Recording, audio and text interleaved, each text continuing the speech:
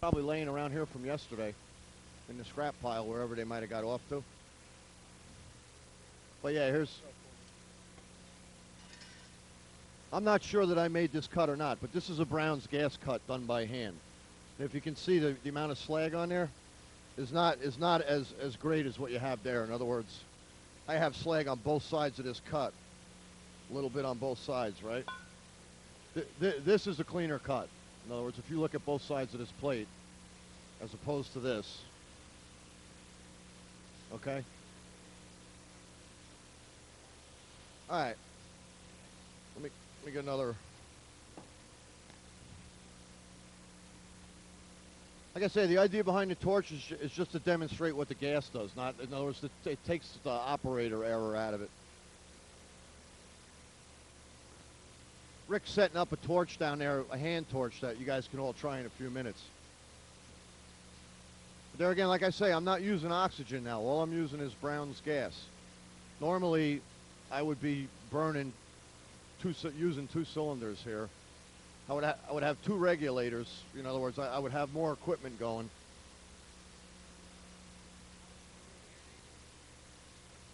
I can stand out. I can stand out here if wherever is good for you guys. I really haven't done, in other words, much test on the speed, but I noticed, in other words, I haven't timed it, but I know to pierce a hole in a 3/4 inch plate with the gases that are currently available would take about 30 or 35 seconds before it gets hot enough. Yesterday we timed it, and for me to burn a 3/4 inch hole in a 3/4 inch plate, burn the hole, not only heat it hot enough to burn the hole, was 12 seconds. The guy from the Welding Society timed it. He was asking me about BTUs and what do I think about how much fast, and I said, I don't know, it's just a lot faster. In other words, I'm not a research guy. I'm an end user, basically. These guys called me up a while back. I run a business locally, a welding contracting business, and they were looking for somebody that knew a little bit about welding that wasn't afraid to try something new out, so I got involved with this.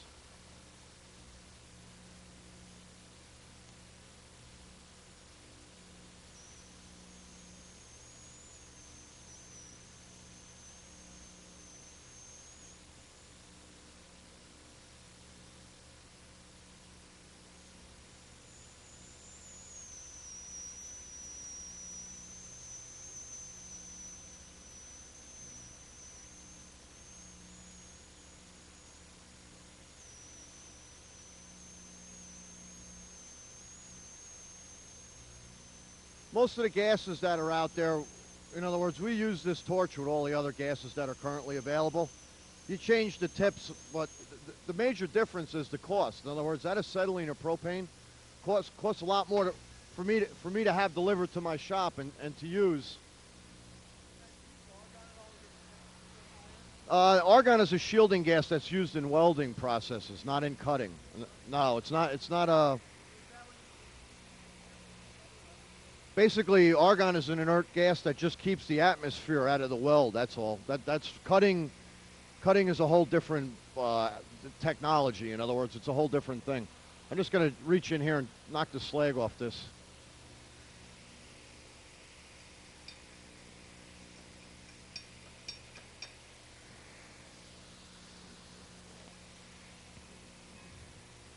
See, normally you have what you would call a chipping hammer. I could probably adjust this torch so that the slag wouldn't even stick to it.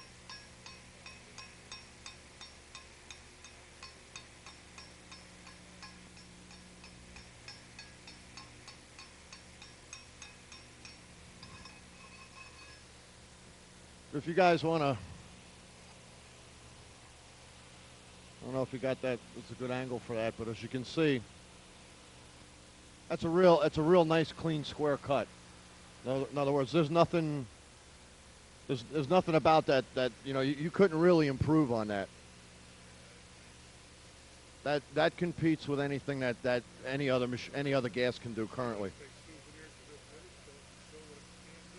Yeah, if you want, we can cut coupons up, and you guys can take them with you. Like I said, I don't know if Rick's got that one ready to go over there or not, but We're going to mess around later with the compressed air and see how that, how we can get it cutting with that. Now this is a 3/4 inch plate. This is a 1-inch plate. This is kind of rusty, as you can see. And I've noticed one of the benefits of Brown's gas is it's not as affected by rust as the other gases and the other cutting processes are. That rust on that plate is harder than anything else in that plate. In other words, after the rust comes the mill scale that's on there. The rockwell of the plate is a lot less than the rockwell of that rust. And to cut through that rust, in other words, what happens with rust is it loses its iron content, and the whole burning process is contingent on at least cutting steel on the iron content of the metal. Now, an ordinary torch or an ordinary gas would just, the rust would just pop off and you'd be wearing it, And it would usually interrupt the cut. It would blow the torch out or whatever.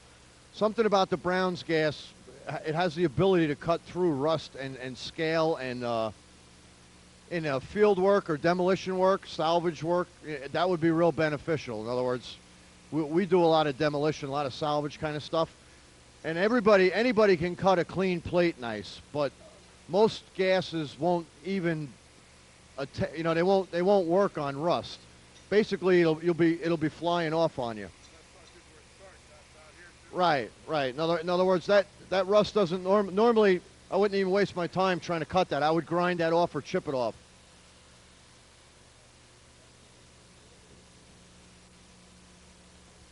What do I do with my glasses? Anybody see? Oh. Make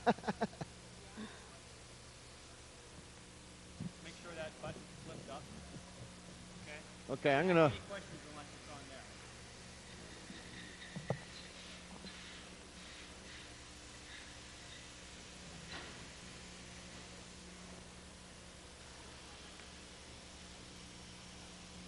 With a conventional gas, that's about as far as you would get. You wouldn't go any further. As you can see, the torch is kind of fighting with the gas is fighting with the rust, but it is going through it.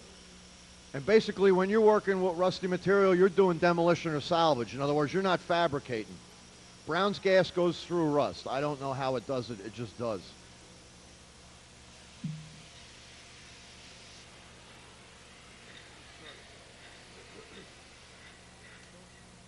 Yeah, like I say, the real benefit as a guy that works in the field is that I cut through.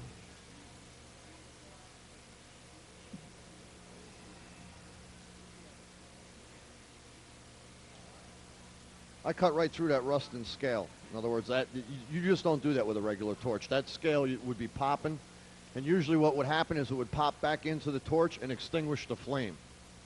That's the normal. And the other thing with a normal gas is not that you can't cut through rust, but you have to kind of use a sawing technique. You're not going to get it. You're not going to get a cut like this. Not that when you're doing demolition work you really need to get a cut like that. But the fact is that something about the hydrogen, the Brown's gas, it works through the rust. I don't understand. Right. Basically the surface of the cut is determined by the travel speed and the steadiness of the machine. But the ability to go through the rust is the gas. Probably because we hit big scales of rust, and what happens is it deflected the oxygen stream. And the oxygen, in this case, is what we're using to displace the hot metal. The other, another advantage to Brown's gas is the preheat times. You won't notice it so much with a track torch, but the preheat times, that's the time that it takes to get the metal hot enough to start the cut, is almost non-existent. In other words, that's why I can pierce a hole in a 3/4 inch plate in like 1/3 the time that I would be able to with any other gas that I'm currently using, what's readily available now. And time is money. I don't care what business you're in or what the application is. If you're burning faster and as clean, that right there is. People, I've heard a lot of people, me included, because I'm an end user, say, boy, that's quite a bit of money, for one of them. But the thing is if a guy can produce more every day, then, in other words, that's where you're losing your money or making your money on your labor. It's not so much the investment in the equipment, because I spend a lot more money on machines that don't even work. Never mind work as well. There's I have a lot of I have a lot of like first-time new technology laying around my shop that's covered up with blankets, and I'm embarrassed to, I kind of hide it,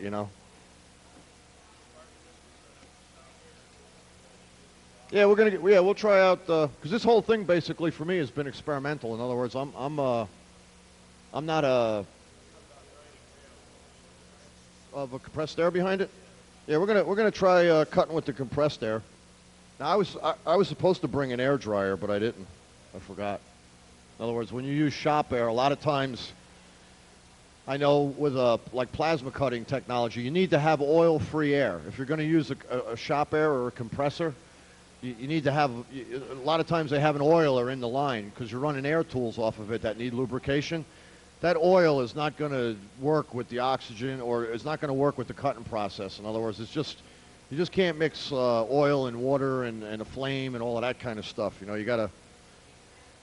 But we'll see what happens here.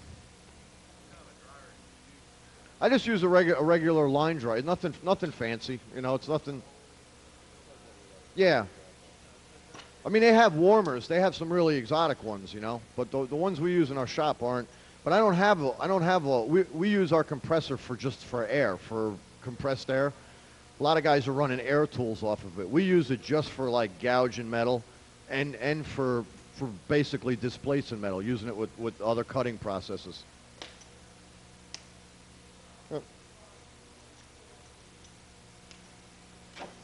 Oh boy. Okay.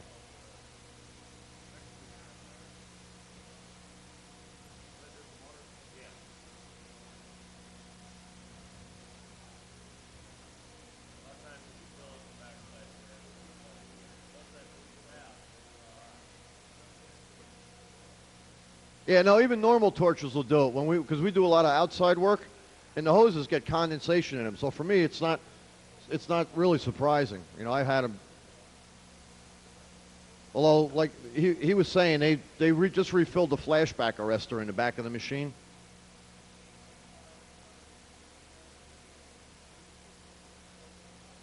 It's not really detrimental. In other words, it's typical of. The same thing happens with conventional equipment that's left outside, especially this time of year when you're going from like 65 and sunny to 35 or 40 degrees at night. If you light any torch, but that's part of the safety feature of the machine. And here again, this is just straight Brown's gas. I got two red hoses. Normally the red hose is the gas and the green one is the air, but so I'm trying to figure out what I'm doing here.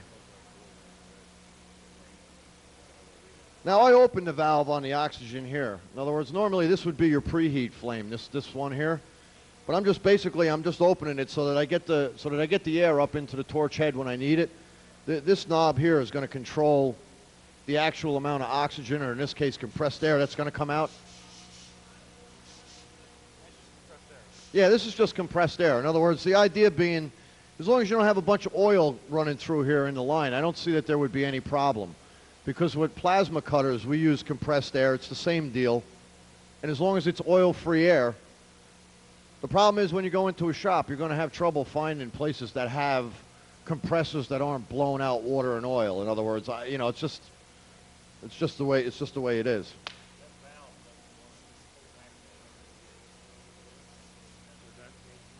Yeah, you can. I was wondering what happened with the. Yeah. We're not making any gas production here. What would I want to do, to shut that down, or just to? All right.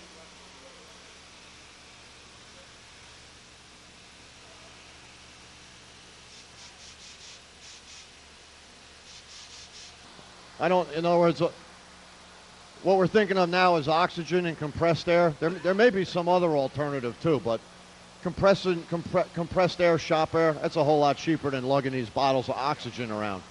The reason we're using them, like I say, is because it's what we had here to use. In other words, it's not that it only works with oxygen. I don't know if the cuts will be as clean. First of all, I'm going to be doing this one by hand, so I'm not going to have the advantage of being as steady. I'll try to do the gas justice, but don't be mad at me if it doesn't look so good.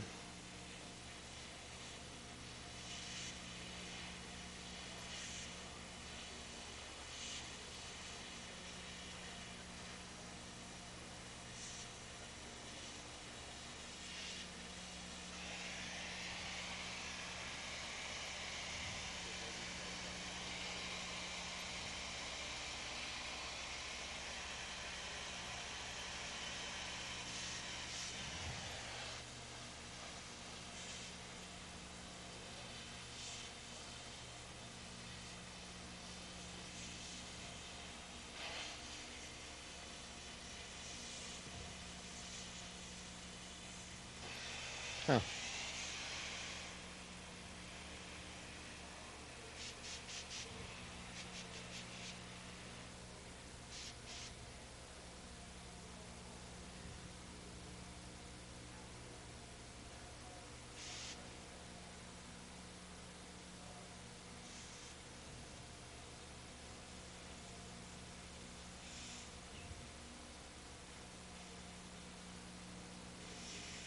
I don't know, something's not. I don't know if it's the torch or.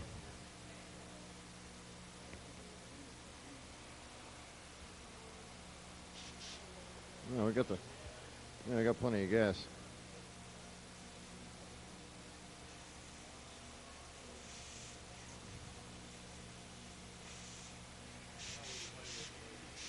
Yeah, we can mess around with that some later. I don't know. We weren't using this torch yesterday. I don't know that it's the torch or.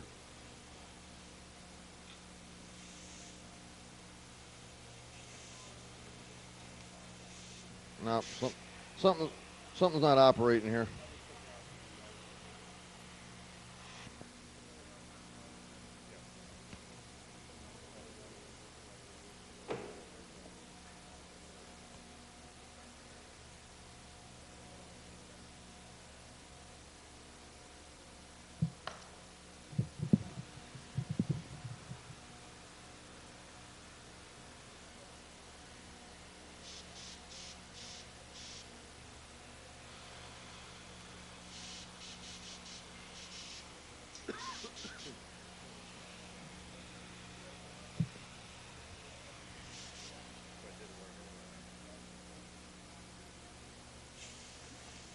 Yeah, we must have had oil in the air.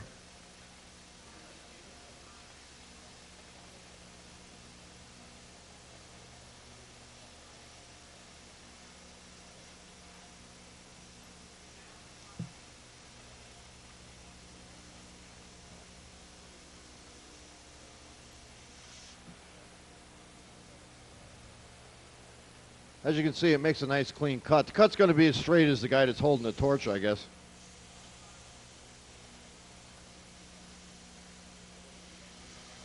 You know, if I shake around, it's going to look like a dog chewed it off, but if I stay steady.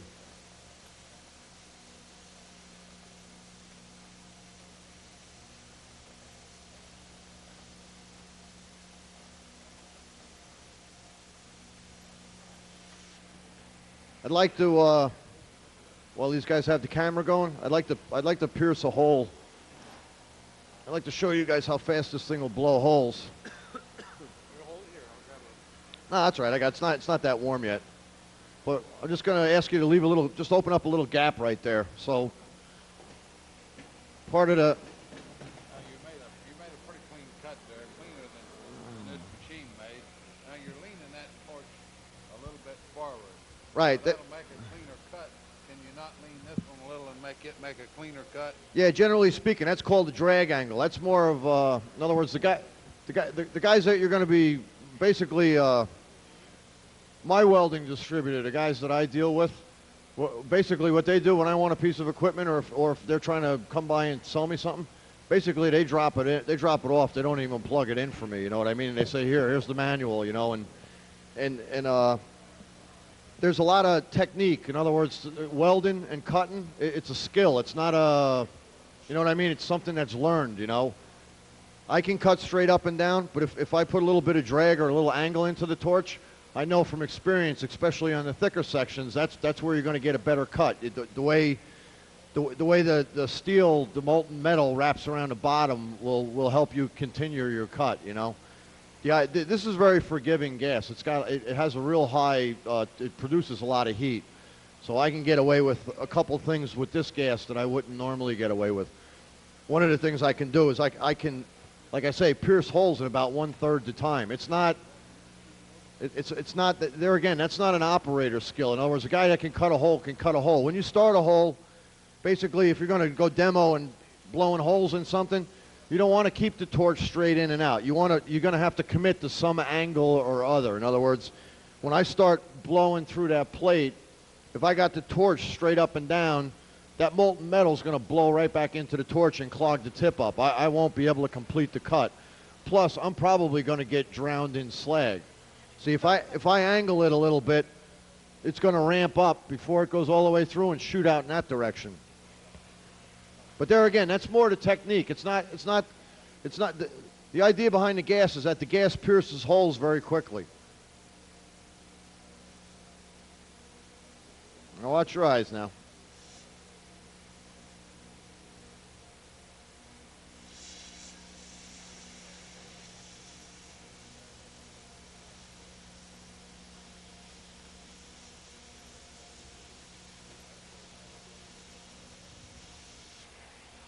Like I say, everything you do, in other words, this is a skill. In other words, even though I've been doing this for 20 years, my first weld of the day, my first burning of the day, in other words, even though I've been doing this for years, you start out in the morning, you know, rusty. Like I don't know how it is in other businesses, but it takes a while to get going.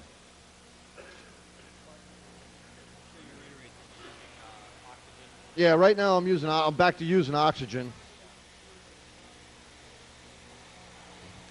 Just by virtue of the fact that I'm working and I have sneakers on today, that makes it all different to me. Because I normally wear leather boots, and I don't have to worry about where I place my feet. In other words, everything you do once you get into a trade, you know, you get your certain ways about you. I would never be burning like this. I'm doing this for the camera. I'm working backwards now. I would be standing here leaning on my left elbow. I would never, but I've learned from doing this a few times that I have to do things so that you can see them, and so that the camera, you know, it's always like you got to compromise here. I turned the gas up a little bit just to try to like make up for the last one. The last one I think was a little bit slow.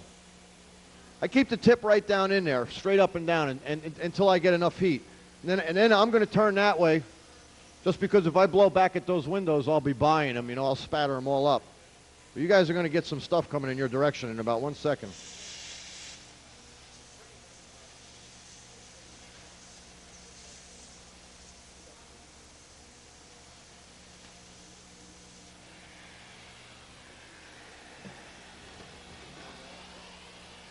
Like I say, that's about a 3/4 inch hole, maybe 5/8 in a 3/4 inch plate. It doesn't look like somebody drilled it, but it's not bad. And of all the guys I have working for me, I'm the worst guy at burning holes. I mean, 30 seconds? Normally you would have about 30 to 35 seconds just in time heating it up before you were even going to like hit the button. I know yesterday the guy timed me, I did one in 12 seconds, but he was from the Welding Society, same deal I belong to. And I must have been trying to impress him, and I guess I did. Like I say, a lot of this is, you know, this is something, it's a skill. It's not, what I'm doing here basically is just showing how the gas works. I'll drag this one back at myself, but as you can see, it only takes a second before I can initiate the cut.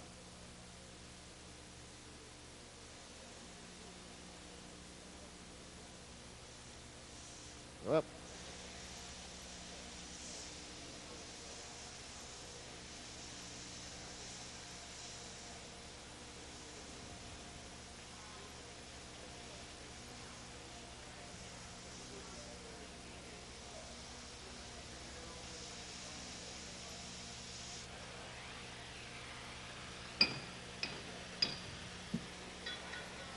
The reason that stuck is because just like a piece of a puzzle will interlock the shape that I cut it out in.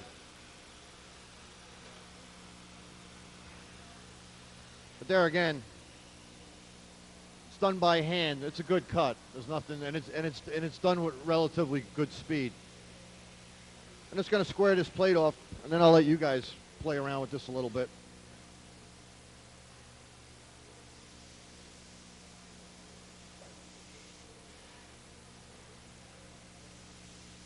The other thing about burning, it's a lot like playing pool. Same with the welding. You always got to position your hands right. And I'm trying to do this as if I was left-handed. I wouldn't work off this side.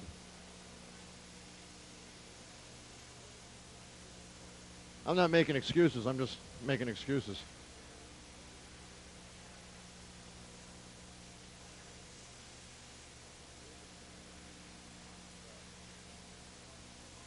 Guys that work for me always tell me that I cut like I should have been left-handed. Meaning that even though I cut with my right, I'm still not very good at cutting. 20 years later. I don't know if anybody wants to jump in here and play around with this a little bit, and I can get some of the other welding stuff going. Yeah, well, what are you missing there? You should wear eye protection, just like anybody you're going to be showing this to that's in the trade, they would already know that. In other words, if you're going to, I wouldn't go around demoing this in a pair of shorts and sandals, you know. You got to be dressed for the, you know, you got to play the part, like, you know. Don't go in your sneakers, like, unless you want to buy a new pair of sneakers every time you go out. Because halfway through your cut, you'll wind up getting something down there and you'll be jumping around and nobody will be impressed. They'll be laughing. But I'm going to get get a little bit of stuff over here. Just show you real quick a little bit about the welding. I know this fellow, last time he showed up, he had his sandals on. Hang on. Now you got to go back over to the edge of the plate. Yeah. Yeah, you don't depress the oxygen lever until you see the metal begin to boil. In other words, you'll see, when you put the glasses on, you see the metal kind of go from a gold to like an orangey, and you can actually see it begin to sweat, to bubble.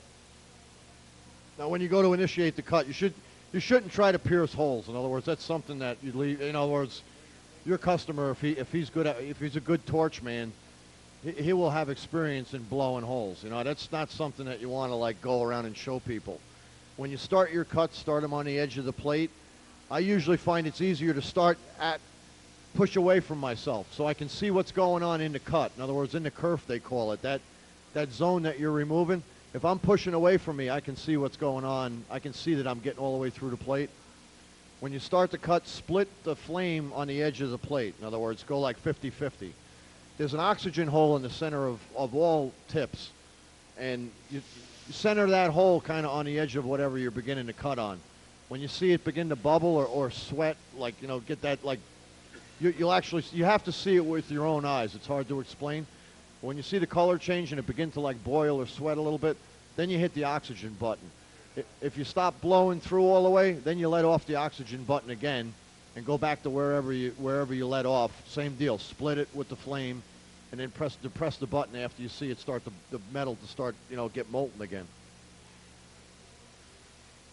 I'm going to go over here and maybe Rick can fire this guy up for me.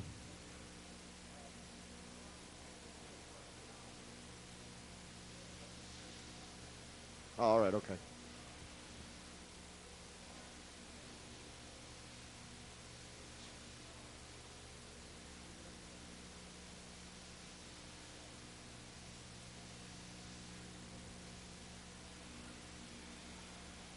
Worst cut in history. Yeah, the other thing is 3/4 inch plate, heavier pieces of plate, they're harder to cut. In other words, it's kind of trying to think of a good analogy, or I really can't come up with one, but you'll have an easier time cutting 1/4 inch plate or 1/2 inch than you are going to cut 1 inch. Right. In other words, right. I can cut because I work with 3/4 and 1 inch all the time. I probably have a harder time cutting 1/4 inch than I would cutting 1 inch. Right. My mind and my hands have gotten used to a certain travel speed. In other words, and a certain kind of like. And the technique on a smaller plate, like this man was saying, on a thicker plate, you kind of like keep an angle, a drag. You kind of push along in the direction of the cut. With the thinner plates, you like really sharpen up the angle. You almost go like into it, you know, horizontally. But there again, that's something that your customers, the people that you show this thing to, you can't teach them their trade. You're just showing them the tools, you know. If a guy doesn't know how to burn, this will make it easier. He'll have an easier time with this gas. But I don't think, you know, we were talking about who applications and markets and stuff, and I think one of the places that this should be at least shown to is the trade schools, you know, and the Botex, because I'm a guy that's been 21 years using the same thing, and I'm like, even though I'm a little more open-minded than the average guy, I still like what I like, and that's it. Don't tell me what, you know, because I got kids to feed, and I'm only after 20 years starting to figure out how to do that, you know. I don't want to, you know, experiment too much, you know.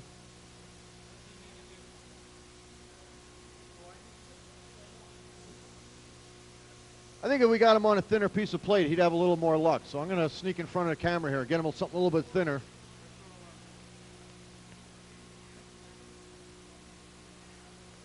Let me see here. I'll give him this. It's kind of rusty, but this is a little bit on the rusty side, this plate. But then again, you know, it depending on the application, some of your customers, this is all they're going to be working with, cutting up, you know, scaled up plate like this. I know we do a lot of demolition work, we remove a lot of boilers and stuff in the city, and we'd be glad to see a piece of steel this clean some days, you know.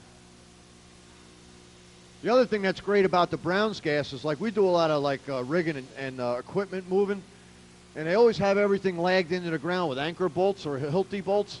And something about the Brown's gas, it doesn't make the concrete pop back in your face. I don't know why. It'll like melt it, but it doesn't explode like all the other any other gas that you cut with. You go to cut a bolt or a column out of the concrete, I mean, it's just like the 4th of July with the concrete popping all over. I don't know why the Brown's gas doesn't cause that to happen, but I know it just doesn't happen, you know. Well, I was using it in my shop for a while, a few months back. Yeah, just kind of farting around, you know. I know, like, in other words, just certain things, I know what regular gases and a regular torch will do. And there are certain things, stumbling blocks. One of them has always been cutting steel out of cement, you know. Not everybody's going to do that. But a guy that's doing rigging or you know, boiler installation, stuff like that, where he's dismantling, you know, these guys, you know.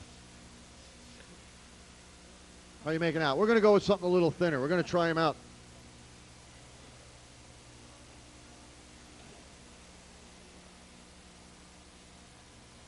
I wish I could give him a clean piece because, like I say, to cut a rusty piece, and there again, what you should try to do is start near yourself and push away.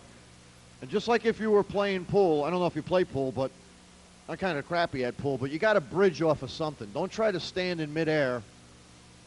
In all the years I've been around in the business, I don't know anybody that's really, truly steady. You know what I mean? And in other words, especially if you're out doing a demo, just like I'm nervous here today, you know, I mean, it's hard to be still and calm and talking, especially I have never, until I got involved with these guys, had to talk and weld or talk and burn at the same time, and it kind of makes you appreciate people that sing and dance and do all that stuff on a stage. You know, it's like, I don't know how, you know, I can weld and I can cut, but I can't talk and weld. You know, it's...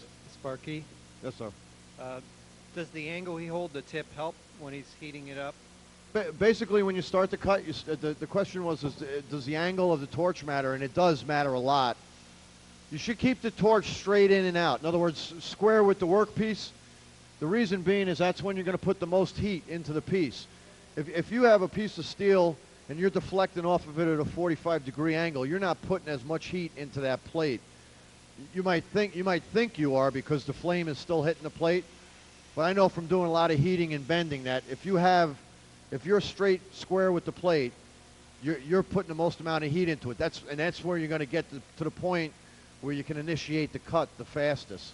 Once you initiate the cut, then you can screw around with your angle. Not everybody is going to want to make perfectly straight cuts. A lot of times you're going to cut a bevel, you know, so that you have like a V groove when you get done that you'll put your weld in, or just the miter corners the way they fit together. But the angle of the torch, yeah, I would suggest you guys get a book on oxyacetylene cutting. In other words, what's out there now, the techniques that they use with the gases that they have now, they'll work.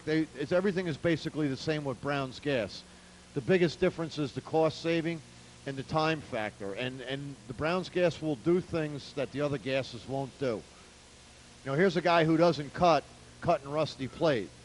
I with conventional equipment wouldn't be doing any better than him right now after 20 years. In other words, the gas has the ability to do certain things. It's not the guy holding the torch. It's not the equipment. You know, it's the gas. I've used all the different torches, all the different tips, and all the different gases, and I still couldn't cut rusty plate. You know, I was doing like he's doing, but here's a guy walked in, and he's doing the same job I would be doing with 20 years experience with conventional gas. That's the way we take stuff apart out in the field when it's too rusty. It's not practical to chip it and grind it all the time. You know, you can barely get a torch in there to like make the cut. What happens is people put a building up and they wind up putting walls and all this stuff in the way, you know.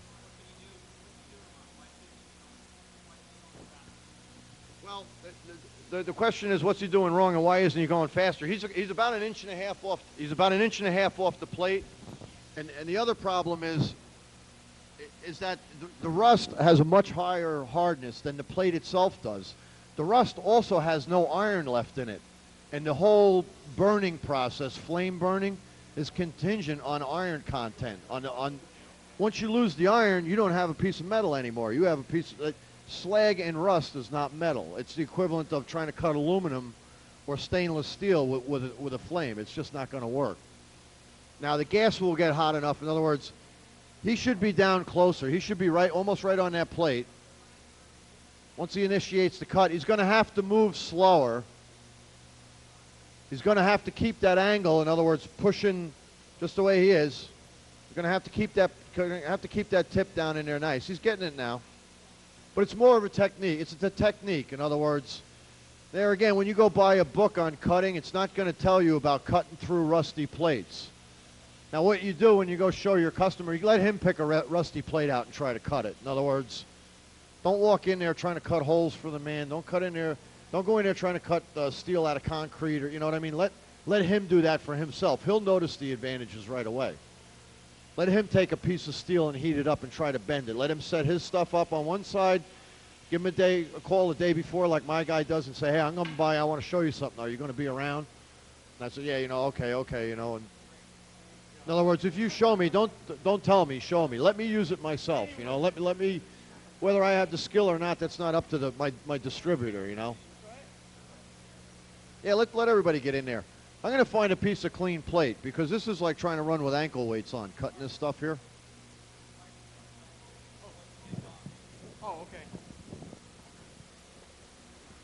Basically, what I did wrong is I wasn't pushing it. I didn't have an angle on it, and I kept losing I was going too fast, and so I lost my spark.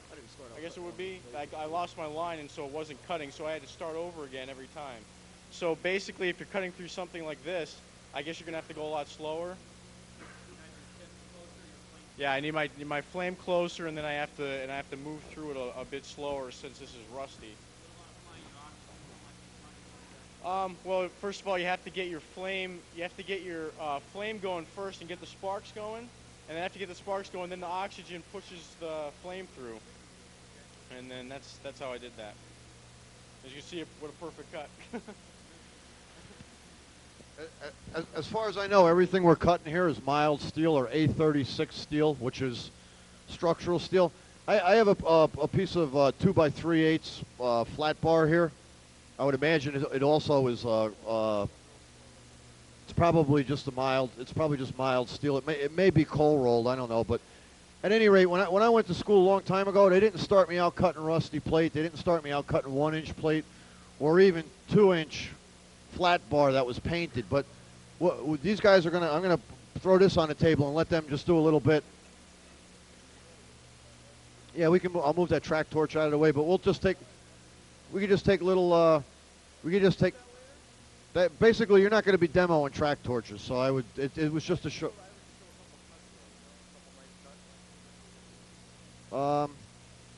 Yeah, if you want, basically, I think for all you guys, push away from yourself. In other words, split the flame on the plate. Now, I don't know. In other words, I know what my eyes see, but you're going to see it go from like a... Now, you don't want to depress the oxygen lever yet, okay? What you want to do, yeah, you get your thumb near it. But once you start to see it bubble, there you go. Now, the whole thing about cutting, it's hand-to-eye coordination. In other words, once you lose that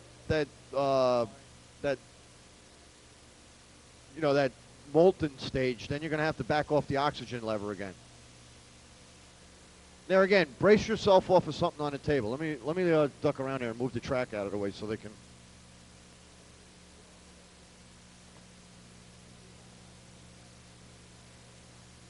Yeah, we'll stick this back out of the way here somewhere.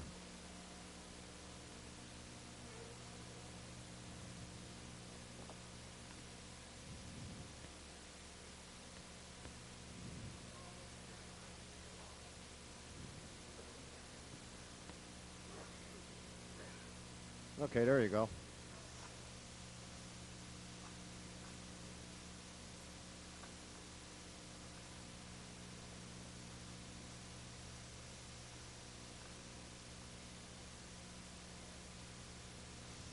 All right. Like I say, this is something I've been doing for a while. You know, I don't.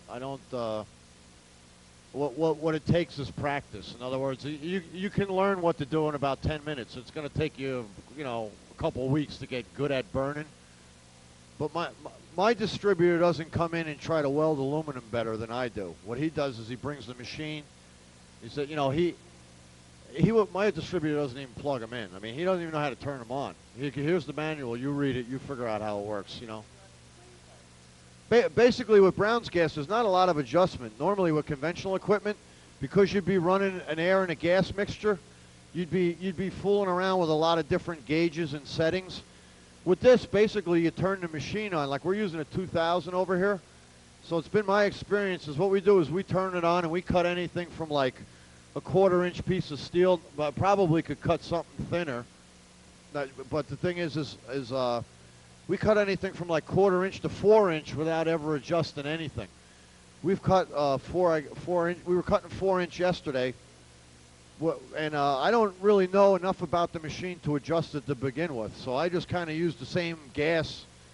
I guess the thicker you cut, the more gas you use, but the machine kind of does that for you. You don't. Where normally, if I was cutting a 1/4 inch plate with acetylene, I'd be running about 5 pounds of acetylene or 5 pounds per inch, in other words, PSI. And with Brown's gas, it kind of determines its own heat. You know, it's like self-adjusting. As far as the oxygen goes, the oxygen that you're using or the shop air that you would be using to displace the metal, that would basically, you can get that out of a book that's, you know, I know from experience, but there's no cut and dried. I usually run high on the air pressure, you know, because I'm not a good cutter. So even though I could cut a 1 inch plate with 50 pounds of air behind it or 40 pounds or 30 pounds, I usually run like 60. Because the more air I have, the more I can shake and still make the cut. That's basically, you know, it's just a matter of personal preference. Like I say, because I'm not too good at burning, I hire guys that are good at burning, you know. A lot of with basically the same flame, a 4 inch thick, and what our limitations are is the size of tip that we have for the torch right now. I don't know. I have no idea. I don't have a clue. We're using almost every brand of torch and every kind of tip here, and just like with spark plugs, sometimes the higher the number, the hotter the plug, and sometimes the lower the number. It's the same thing with torch tips. In other words, I used Victor torches my whole life. I just switched back to pure oxes, you know. Now, whatever the Victor numbers, I knew what they meant, but now I don't remember what they meant, and I still don't know what the pure ox numbers mean. I'm using like zeros and ones, and I'm cutting 5 inch thick plate. Now, with a Smith, you got to use a 4 or 5 to cut a 4 or 5 inch thick plate. Their numbers coincide with the thickness of what you can cut. But I got myself into this deal now where the numbers, like a 0 cuts a 12 inch plate and a 10 cuts nothing. I mean, I don't, you know, so the numbers are irrelevant, you know. It's like I say, don't go out there and try to teach guys about torches and nozzles and tips, and, you know, that's a field unto itself, you know. Yeah, we're going to do a little, yeah, these guys can all play. If you have a problem, just give a holler and I'll come back over. We'll get over here and do a little bit of welding. I'm gonna take a little block here.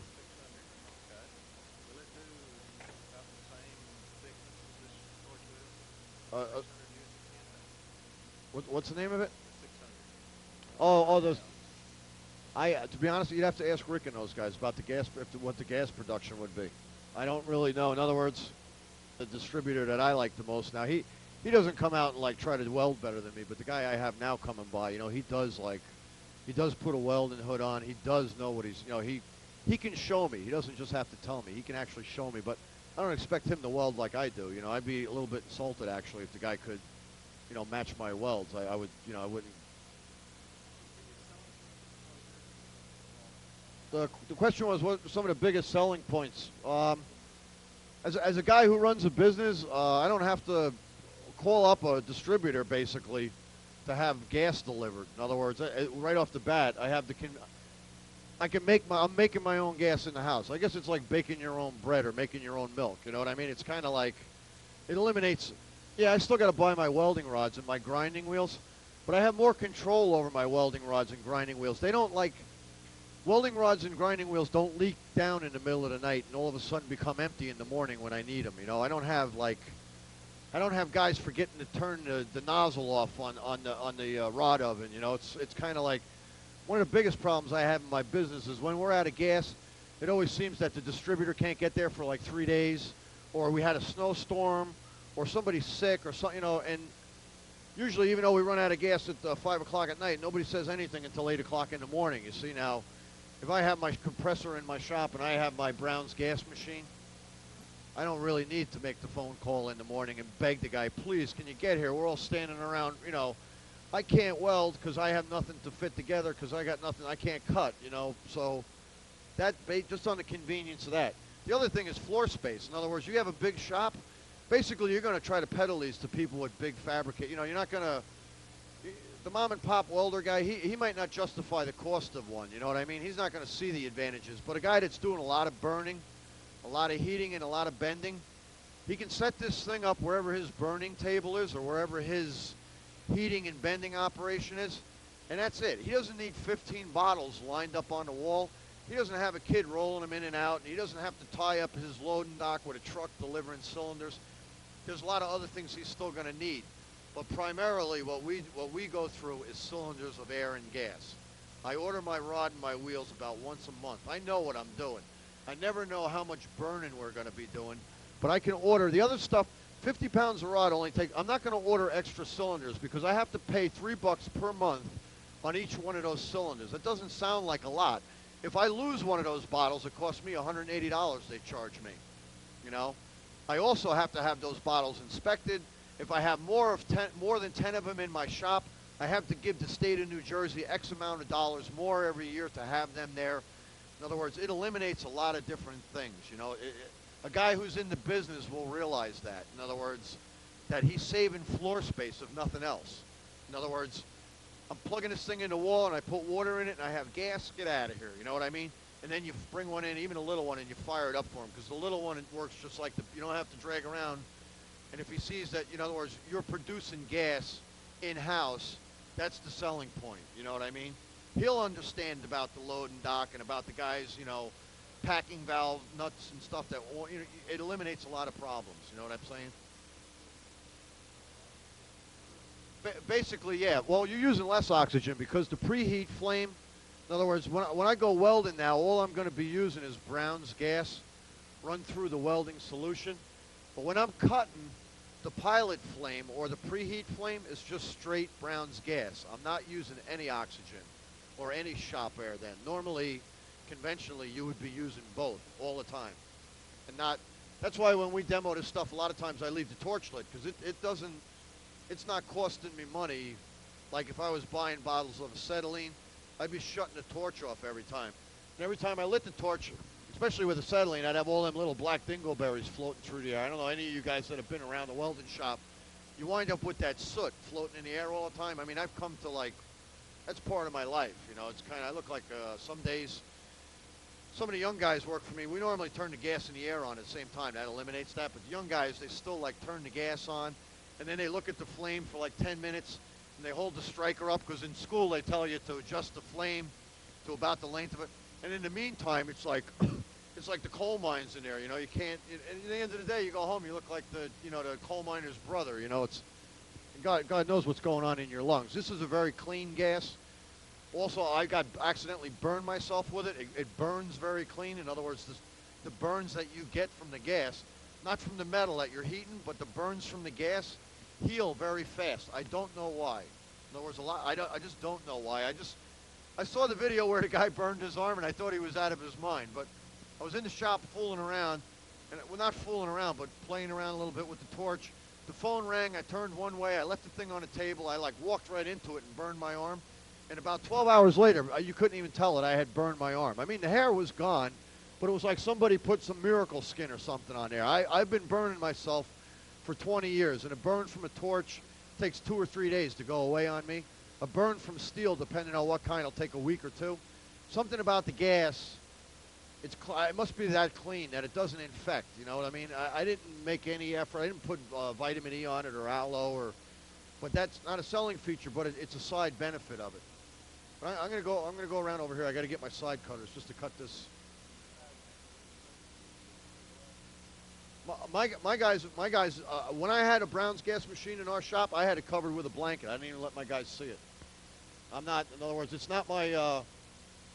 And they keep asking me about it, and I keep saying it's not my story to tell because it's not. You know, I'm paid to be here to demonstrate what the gas will do. I don't know much about the machine, but in other words, I'm not. I don't. My guys. I'm working on other things that my guys don't know about. In other words, it's not.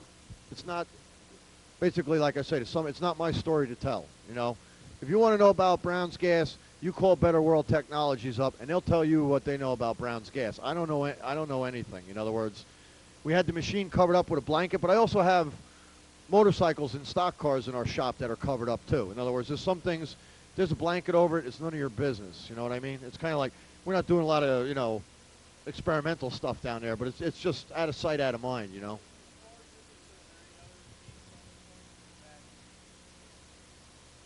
Oh, I get. Well, for what we're not basically we're going to weld now. What you're looking at is something that produces gas. In other words, you're making the gas in the house. You're not as far as what the gas will do or won't do. It depends on the skill level or who's using it.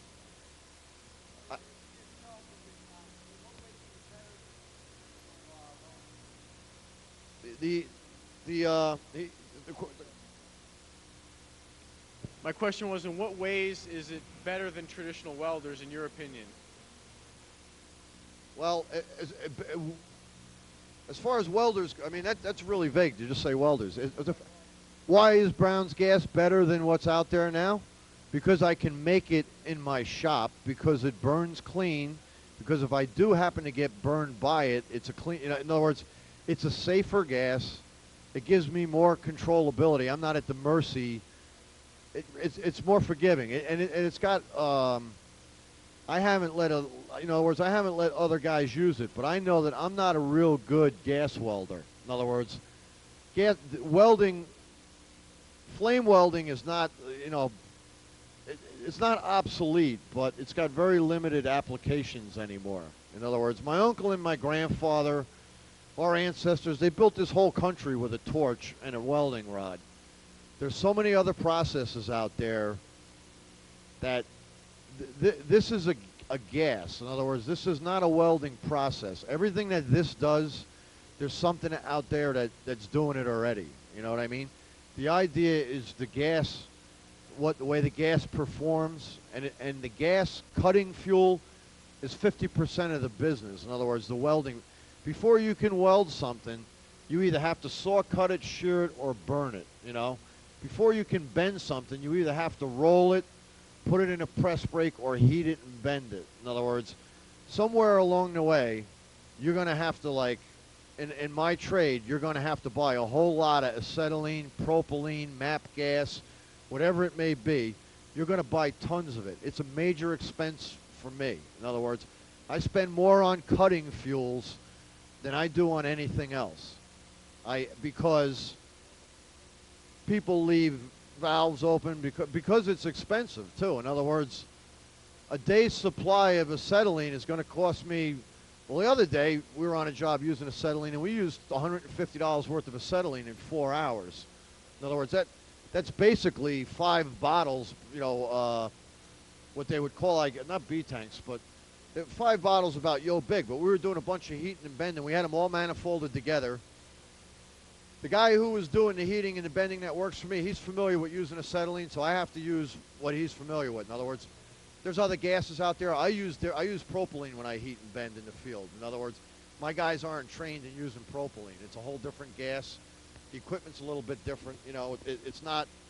But basically, I spent a lot of money on it, and this here is, it's not just a one-time deal. There's some maintenance involved. There's some upkeep, but there's a whole lot less variables with this than there is my chances now if I call up to get gas today, I'll have it on Monday. You know what I mean? In other words, yeah, if everything goes as planned, people track your inventory and they make sure your bottles get refilled as they get emptied, you know? But it doesn't always happen like that, you know? And the fact is whether I have enough bottles on hand or not, I'm still paying a lot of money for that gas. I don't know how much per cubic foot or all of that. In other words, I'm not an accountant or a cost specialist. You know, I'm a guy that runs a business and welds for a living. Is it an advantage for you to have several lines coming out of one machine, like to have that ability? Basically, yeah. If I could have one of these running, supplying gas, in other words, I guess you could branch off. Excuse me. I guess you could branch off. Now, when you're cutting, you're using straight Brown's gas. Okay. Now we're welding, so we're running the Brown's gas through a welding solution. That's the canister on the machine, and we found that gives us a more controllable, more user-friendly flame. Since we've gone to the welding solution, I've gone back to welding with straight Brown's gas, and I can weld. It's a whole lot easier and controllable with the welding solution. It's not that, like I say, it makes it more, it gives it more operator appeal, for lack of a better word. In other words, it's just easier. The gas performs well both ways, but most people, me included, have a lot less trouble welding with it going through the solution. Now you could you could branch off. In other words, you could have one torch hooked up. You could wire off the outline. You could run one through the solution and one straight out. You could cut with one and weld or braze or solder or whatever your application is with the other one. In other words, right. Oh yeah, no, absolutely. You can absolutely link up a couple. Like I say, a torch. You could have a cutting torch. You could have a rosebud on there. Or, a big heating tip.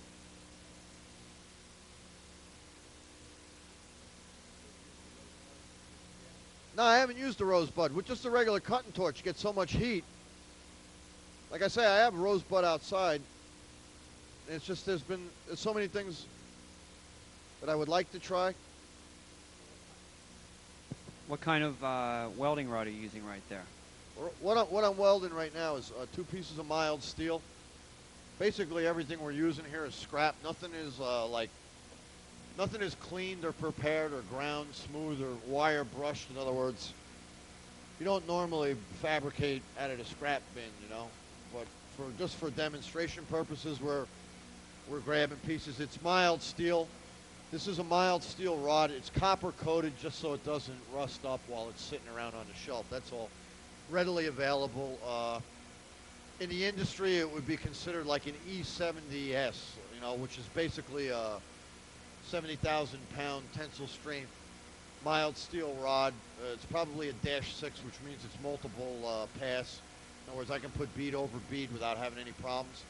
But there again, it's readily available stuff. You go into your welding supply house, you ask the guy for mild steel welding wire. What we're using here is a 1/16 inch diameter. In other words, if people are going to be using this process, they're going to be using it on thin sections, not on real heavy stuff.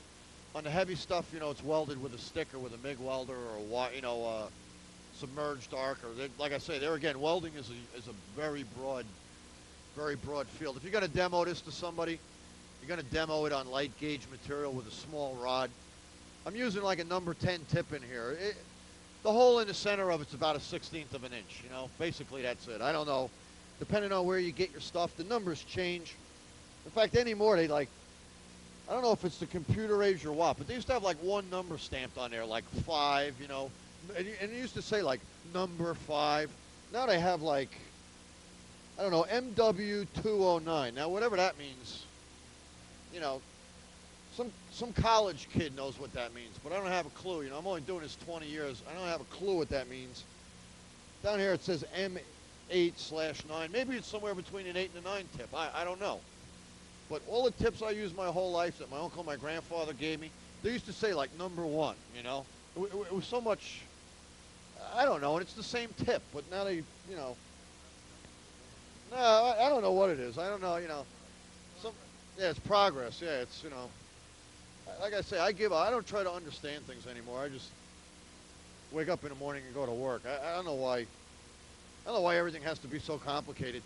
generally speaking, one of the big advantages of this brown gas, and something I noticed almost immediately, it doesn't warp and distort the base metal. It doesn't matter what the base metal is. In other words, we're going to be welding steel. We're going to be doing some brazing, and maybe a little bit of brazing, a little bit of soldering. It doesn't buckle the plates. Anybody that's done any amount of welding would know that when I'm tacking it here, it would normally be opening up here. I mean, like big time. That thing would open up like a V right open. I'm not going to tack it at the top just to show you how it doesn't distort. Okay. Now there again, for the camera's sake, I got this thing kind of propped up on a 45-degree angle. I'm working screwed up here again. You know, I'm using a, you know, I'm a screwed up guy, so it's just typical. But I'm kind of going to be welding up hand here at a 45-degree angle, which is a weld I only make when I come down here. This isn't something I do every day or I ever do, to be honest with you. But the gas is really forgiving. Like I say, it takes a little bit. I'm running the heat on the cold side now. Like I say, I'm not an expert at gas welding, especially 45 degrees uphill with 1 foot on the table, on my sneakers on. Sounds like one of them commercials. You know,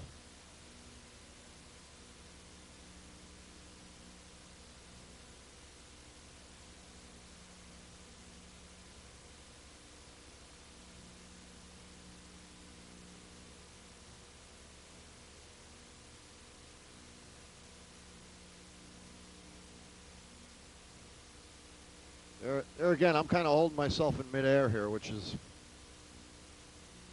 I can do it, but it's not desirable.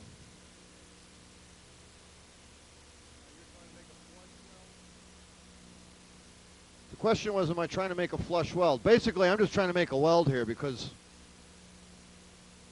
if I had a print that I was following, they spec'd out a certain type of weld. First of all, I would grind this. I would wire brush it. I would fixture it up, in other words, so that the pieces stayed square and all of that. And if it called for a flush weld, I would make a flush weld. But basically, I'm just trying to make the weld here. I'm not trying to get too fancy. I'm like I say, I'm doing this a little bit on the slow side. That's because basically, as you get more experience in anything you do, you're going to be able to increase your speed. But I know I have a lot of guys that try to show me stuff, and when they sometimes they do it so damn fast, I can't see what they're doing.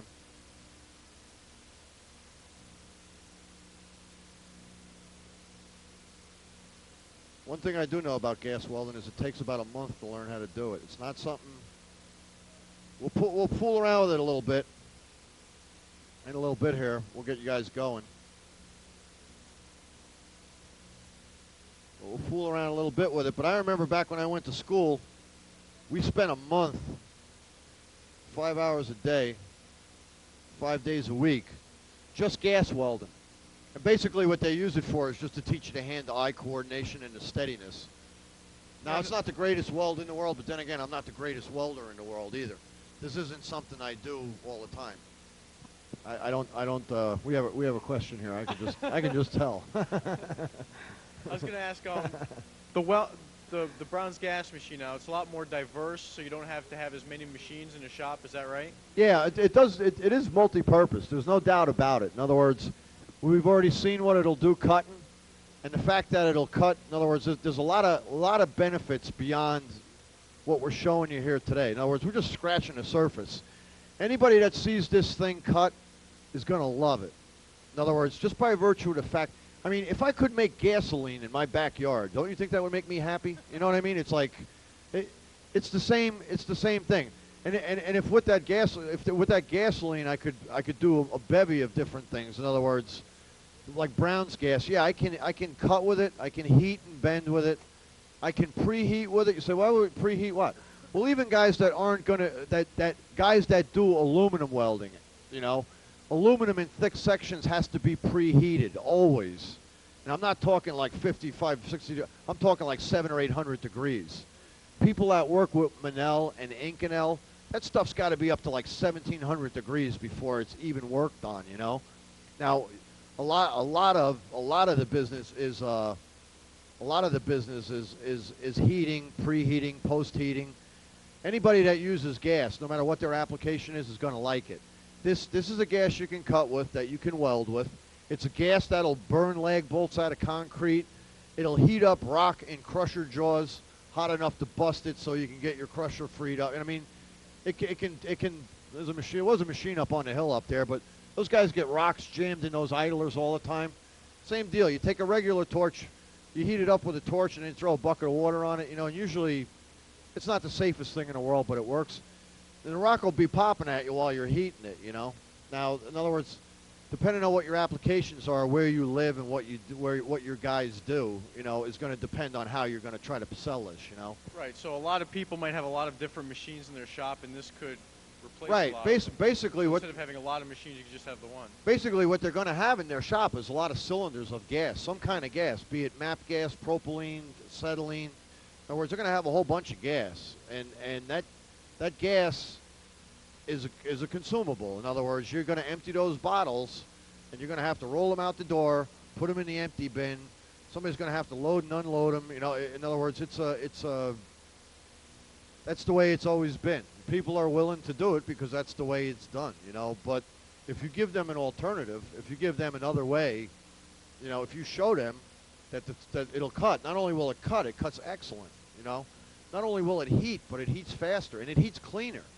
In other words, now I'm running through a welding solution, and I have a green flame. Before I had that orangish looking flame.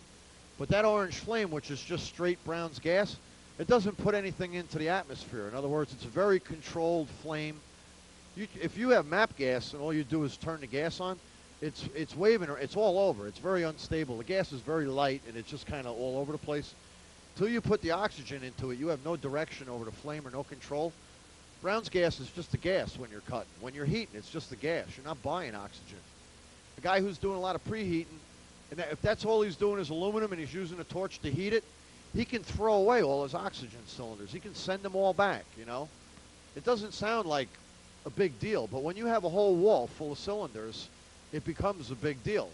When you go to send 8 of them back and 7 of them are up for inspection, and then they can't give you any more because they haven't got the new one. I mean, it's like I've gone through it all. It's like I got to the point where we had too many cylinders in our shop, and the fire marshal came in and he said, no, you got to go now for the Class E permit. And I'm like, oh, what is that? Well, basically what that is another week's pay. You know, it's, you know, another expense, you know.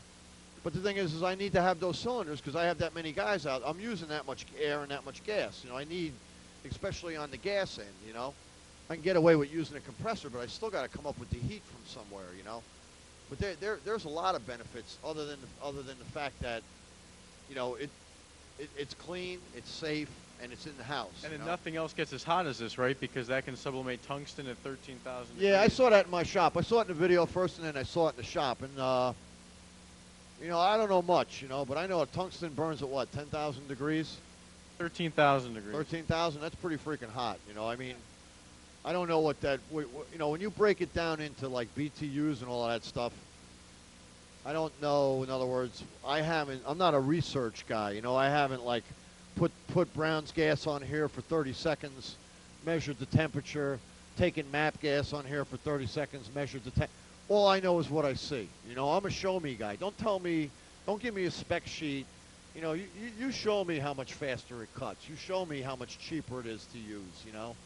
In other words, you can have a bunch of paperwork to back it up, but you got to show me. You got to make a believer out of me. The last time I switched gases, guy came in and he had his stuff in his torch.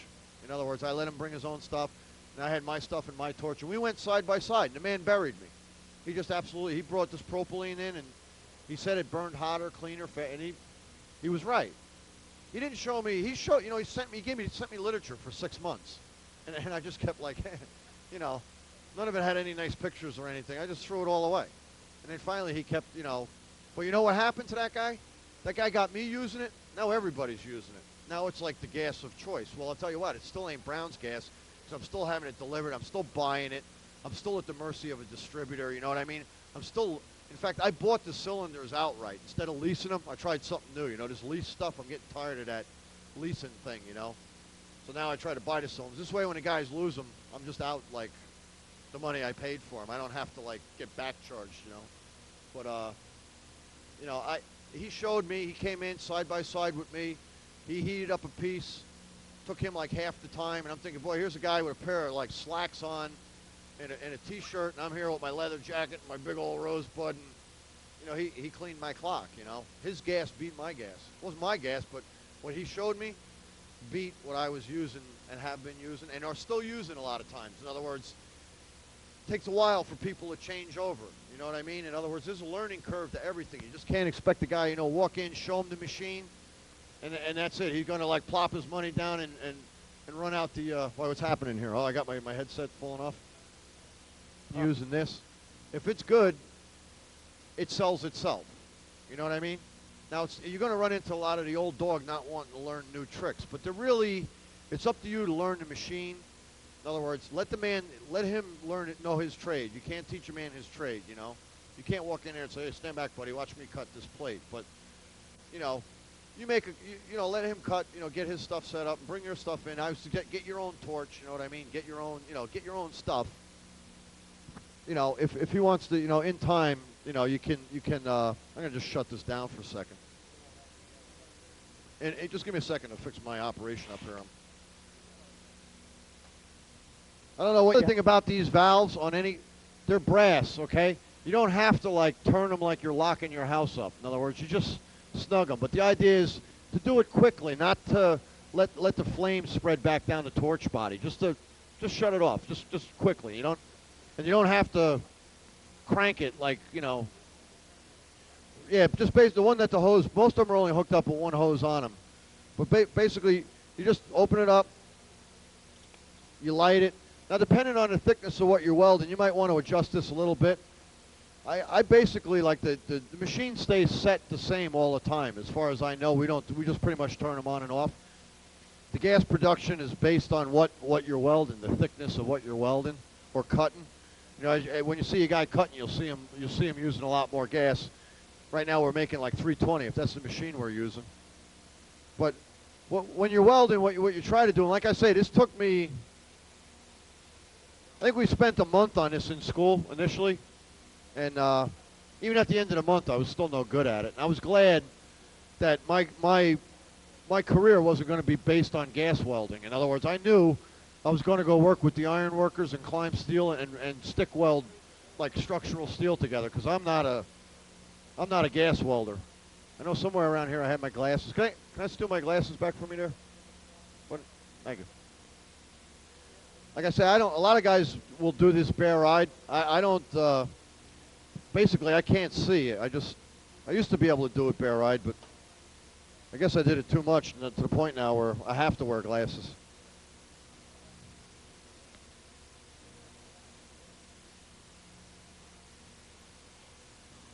Basically, what you try to do is just get your puddle going. In other words, you get you establish that little puddle.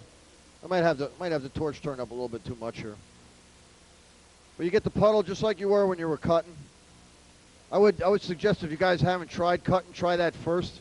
Now, I don't know if you guys can get around me here, if you can see this, but you see the way that kind of boils there? It gets that little crater going. Okay, that's called the puddle, okay?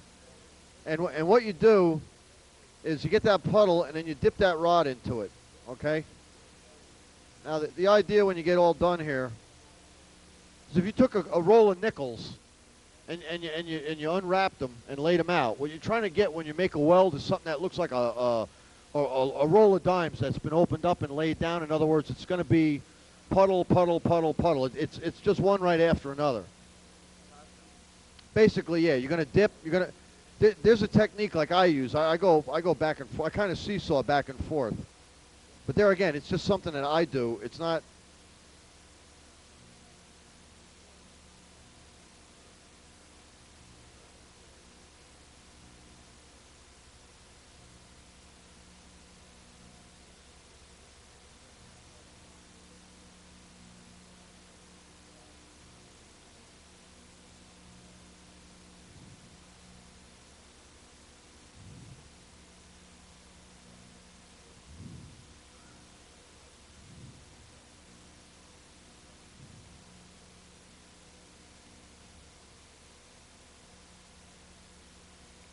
See there again, this is something that even though I've been doing, I don't use a torch for two-handed. I use a different type of a torch.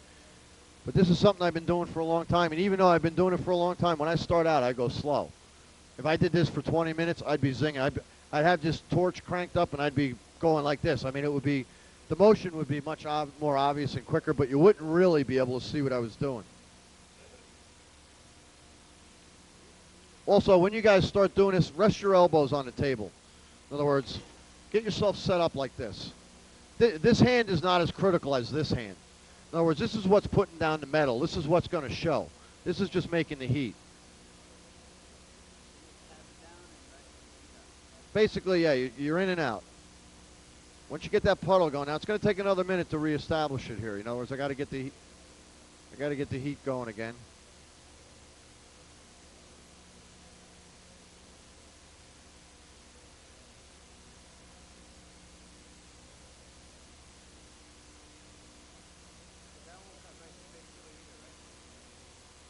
If I stayed in one spot long enough, well, I'd probably have to turn it up some. But if I stayed in one spot long enough, yeah, I would go through the plate. See, the rod has a cooling effect.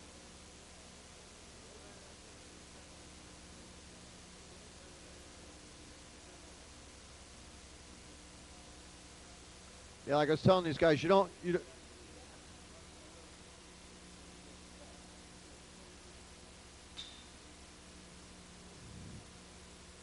yeah, the idea is, in other words, everybody wants to cut 4-inch thick pieces of steel, and everybody wants to weld pieces of plate together and put them in a vise and hammer on them, you know. But if you're gonna sell these things and if you're gonna demonstrate them, spend a month. I'm telling you, spend a month learning how to run a good bead on a plate. Otherwise, you're not going to impress anybody. Don't start welding seams together. Okay, right now I'm about to attempt to cut through some. You can take a piece of plate like this, steel. and you can run 20 or 30 beads across that plate. Now, normally with any other gas, the thing would buckle up like the ocean. It would be all up and down. With the Brown's gas, it'll stay nice and flat for you.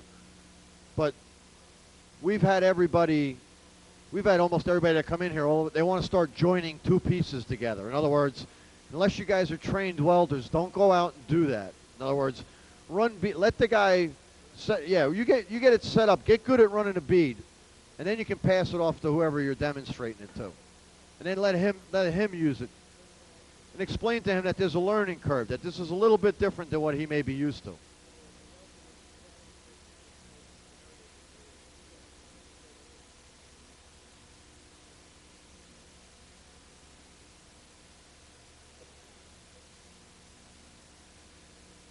There again, I might want to turn this up a little bit.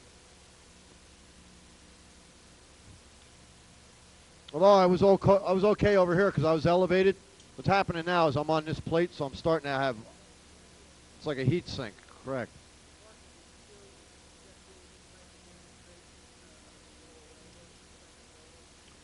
Basically, if I was going to try to sell these, I would stick more with the cutting. What this proves is basically the versatility. In other words, not many people gas weld anymore. But as I'll show you in a little bit, I want you guys to play around with this a little bit. But there's still a lot of things. In other words, we do a lot of heavy equipment repair, a lot of machinery repair. A lot of joints on those machines are silver soldered or brazed together still today. In other words, they don't mass produce, they don't fabricate with a torch. But a lot of fittings and a lot of fixturing and stuff is still done with silver solder. So I have a machine here that I can cut with, okay? In other words, if I'm a fabricator, I can cut, I can heat and bend with it. I can also put a welding torch on and I can weld with it. You know, I have to get this with the welding solution too. But the thing is, it's versatile. In other words, we don't braze that much stuff in our shop, but we do get a lot of stuff in that's been repaired already with a braze. Once somebody puts brass on something, then you got to fix it with brass again. Once somebody starts silver soldering, like a crack in an engine block, you got to fix it with silver solder. All my tricked out filler metals and machines are not going to go over that silver solder. No matter how much I grind, I'm not going to get that silver solder out of the pores of the engine block, you know. So when I go out and demo it, just to show the versatility of it. Now on copper and for brazing, now, you know, a lot of people are going to tell you they don't braze, but everybody is still cutting Everybody's still heating and bending.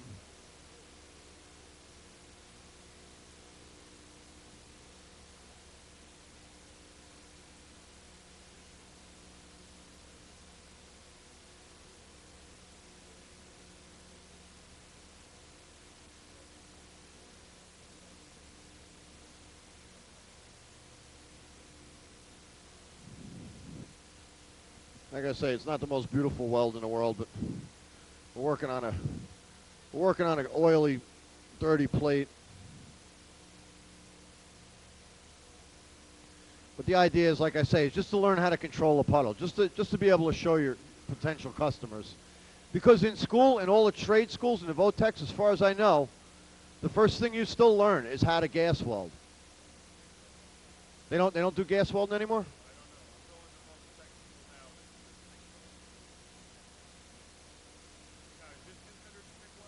No, this is gas welding.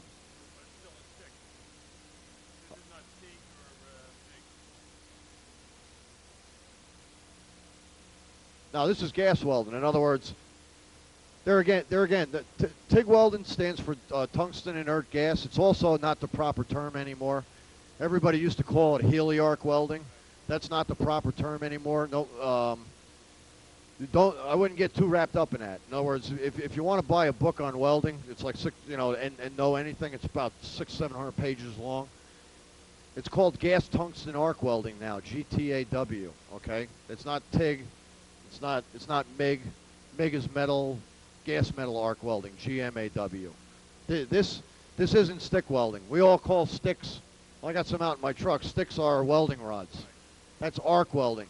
But then again, they don't call it arc welding anymore. It's shielded metal arc welding. That's SMAW. In other words, why they had to change everything, I don't know. It's an industry that's kind of nuts. And like, just witness the fact that they have all these numbers on here instead of the one that you can just read off and say, yeah, the simple one, you know. So I go more off like telling you guys, you know, it's about a 1/16 of an inch here, and this is about a 1/16 of an inch of a hole in here. You know, it's like, what tip sizes, I don't know, you know. I could go to the distributor where they bought this, and he probably wouldn't know what size this really was, you know. But then again, he could look it up on a computer, and then probably call some tech rep at an 800 number, and 3 hours from now we'd have our answer, you know. But now stick welding is arc welding. Arc welding is, you know, with the consumable rod. This is very close to TIG welding. Very close to TIG. But it's not tungsten. I'm using a flame. Instead of having an electrical heat source, I have a flame. No. No, TIG welding is a completely different process.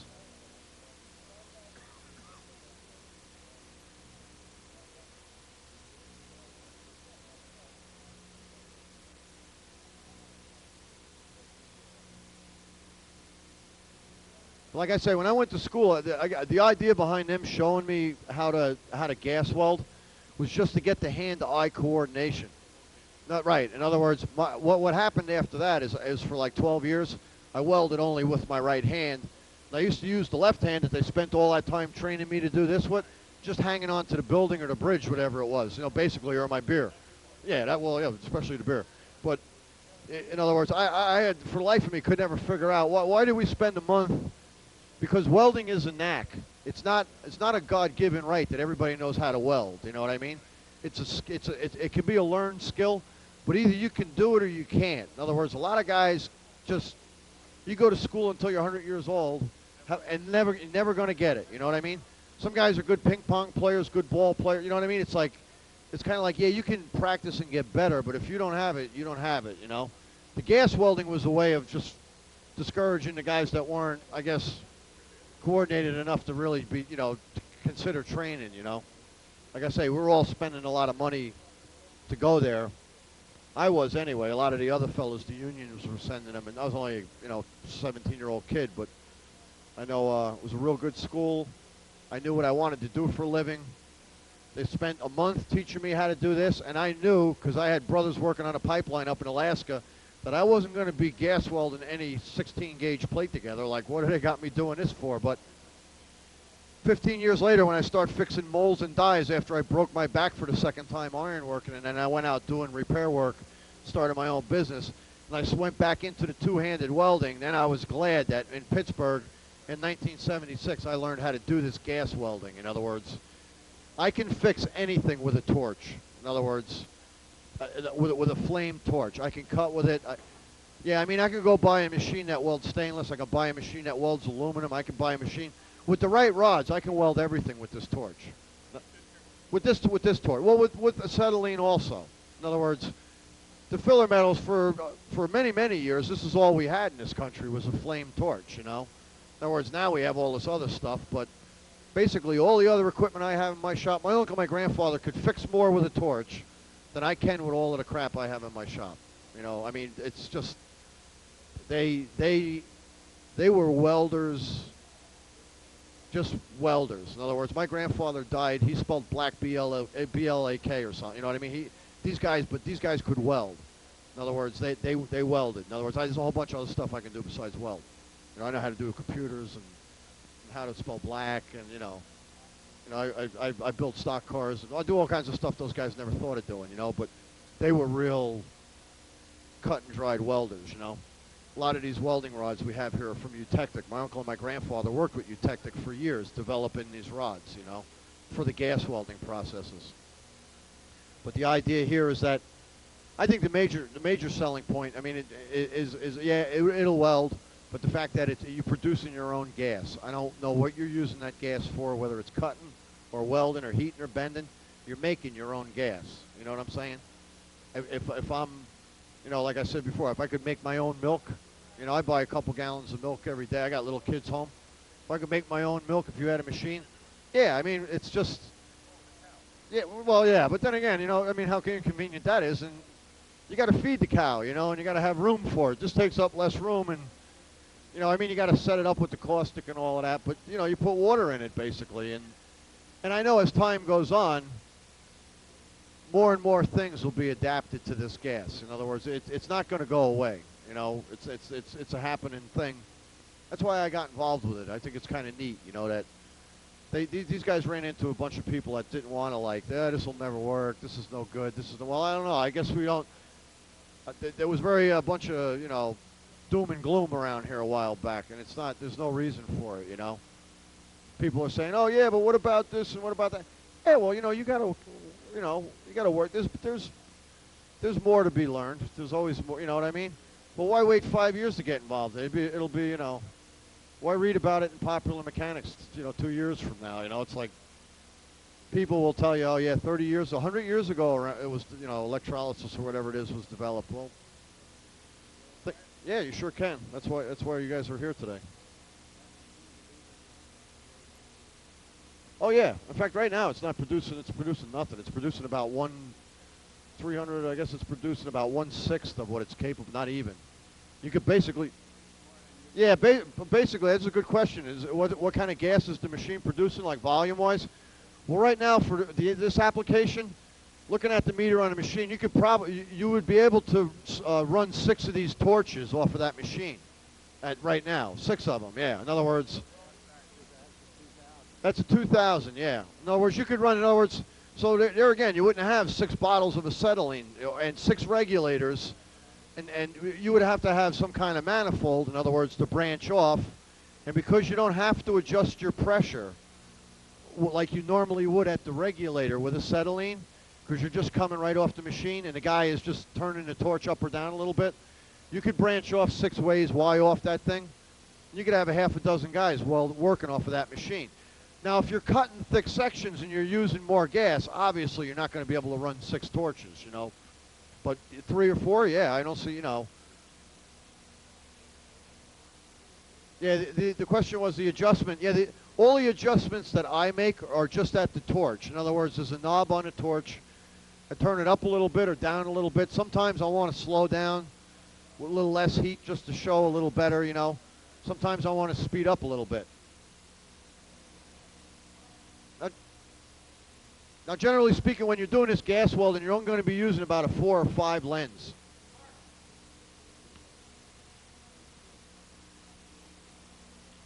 In other words, if you guys want to get the right equipment to do this, you got to get yourself a pair of, you know, dark glasses. I wear the glasses like he has. Now some of them are dark and some of them are really dark. They have like a shade 5 and they have a shade 3. The glasses are usually stamped somewhere on them. If you look on there, you'll see it says SM5. Well, I don't know what the SM means, but the 5 means it's a shade 5.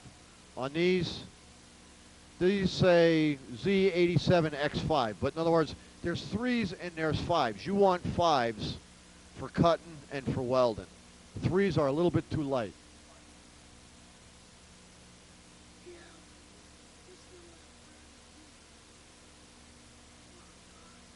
You want to?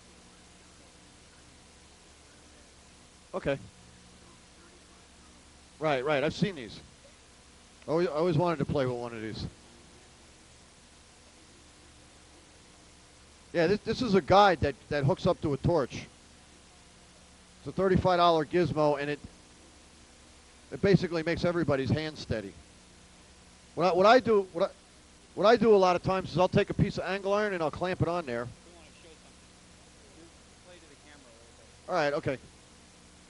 Basically what we have here, we're just showing these guys, is we have a torch guide.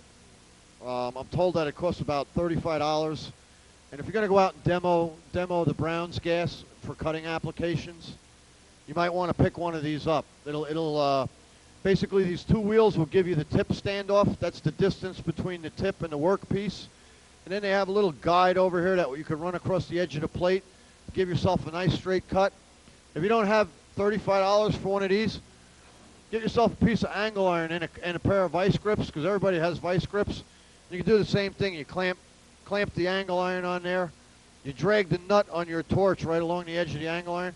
That's what we do at Metal Menders. We don't have the big money for these. But I always wanted to try one of these out. So we're gonna hook one up because it is a good gizmo. I've seen other guys, and it has a circle cutter attachment and all kinds of neat stuff on there. But like I say, if you can't find or get one of those, just get yourself a piece of angle iron. And if you get the right height, usually it's a piece of 2x2. You'll notice that the nut on the torch will slide right along the top, and you can just clamp and you get a nice, because the smoother and steadier you cut, the nicer the cut looks, the quicker you'll be selling these. And you do want a nice straight cut. You don't want to do like this. I did this one. Looks like a dog chewed it. But the fact is, it's a 4-inch thick block of steel, and I cut that by hand, and I'm not even too good at cutting. But we got plenty of heat. We're using an undersized torch end tip, running about 55, 60 pounds of air. We hacked our way through this. So if you got guys out there doing demolition work, salvage work, Brown's gas. Yeah, we have a really big torch coming because these guys are obsessed. These guys are obsessed with cutting thick stuff apart. Everybody wants to go after this block over here on the table. I don't know how thick it is. It's a good 4 inches. But later on, we're going to try to cut that baby up. Yeah, it's 3 3/4 anyway, and it's pitted on both sides. You see a machine side here. The other sides are rusted heavily.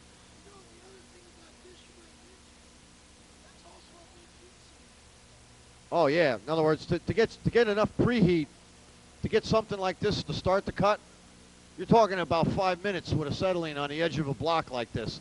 Not only that, not only do they heat just the edge they're starting on, but they run back and forth and they heat the block up. In other words, you gotta get a lot of heat into this. If you start a cut on a thick section like this with conventional gas, you won't get very far before the cut stops.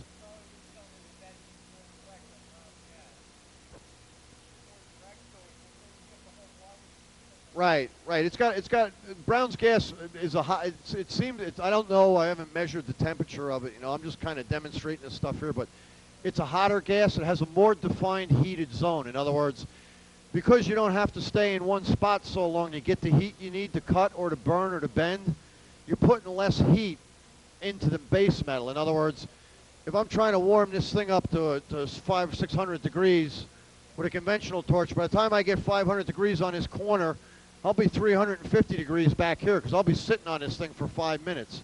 With the Brown's gas, I'm going to cut that time way down, so I'm going to put less heat into it. Less heat is less distortion, less warpage, less parts that you throw in the garbage, basically. Yeah, it's got a more concentrated heat than a normal gas would have. That's another.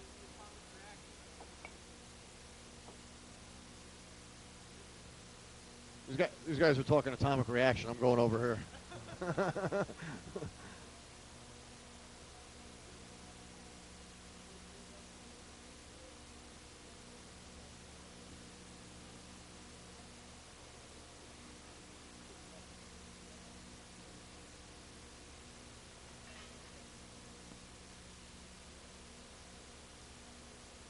Like I say, don't be discouraged, you know, when you're practicing your gas welding, because it's,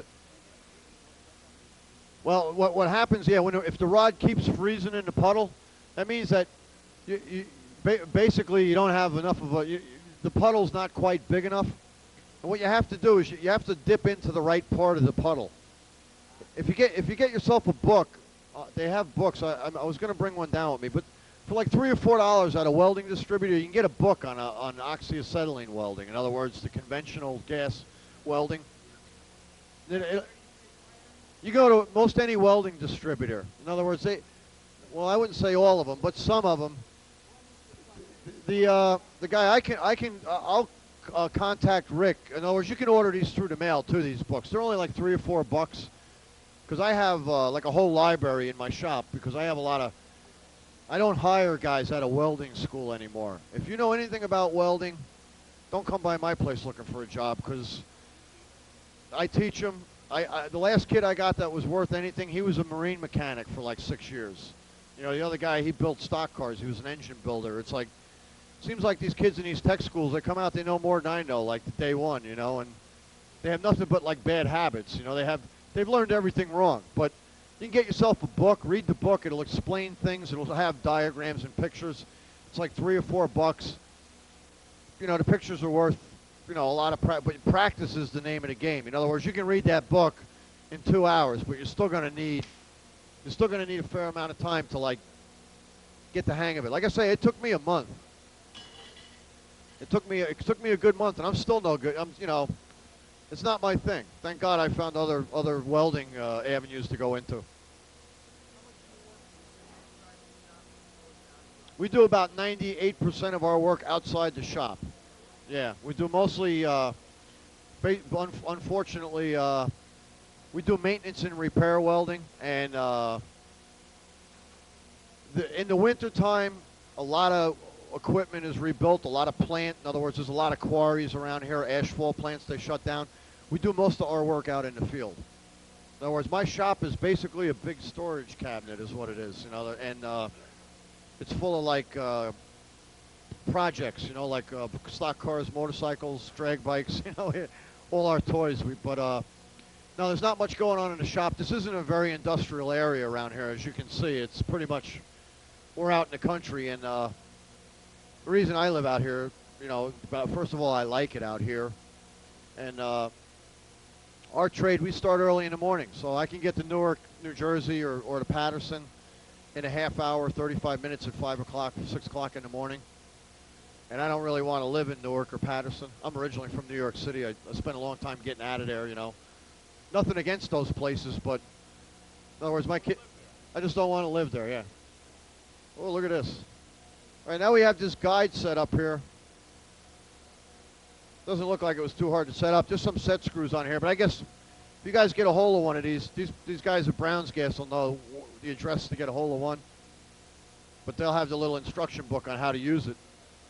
But yeah, we'll get this baby going. I've never used one of these myself. Yeah, I don't know. Yeah, I don't know if a welding supplier, or I don't know if they got it through the mail or.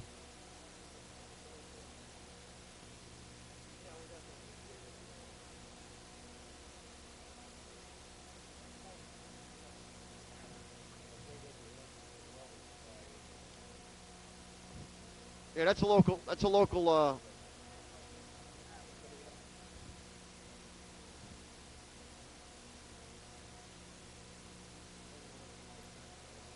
Yeah, no, that's good. We're gonna try. I'm gonna get you guys cutting.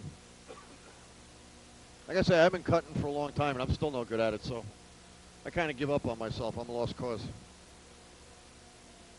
We might have some potential welding and cutting hot shots out there. I want to.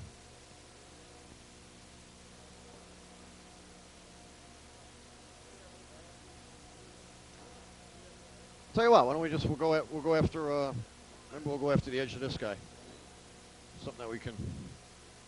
All right, we're gonna try this. I'm gonna try this this guide here for the torch. There again. Now when you're cutting, you're just using straight Brown's gas. In other words, you just the gas. I'm not using any oxygen right now. Just using the only time I use the oxygen is when the metal gets hot enough to start cutting it. We'll get this little gizmo set up here.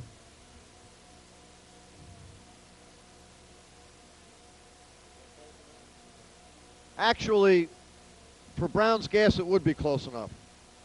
But you might want to, in other words, you'll see the distance between the wheels and the tip, or the standoff. I don't know, what am I there? I'm about a half inch maybe, half inch or so. I might want to adjust it down a little closer than that. Which one am I running off of here?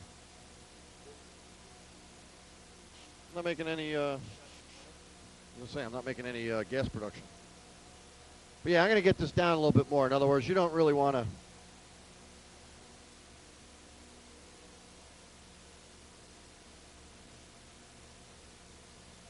Oh, that's not the wrong screw.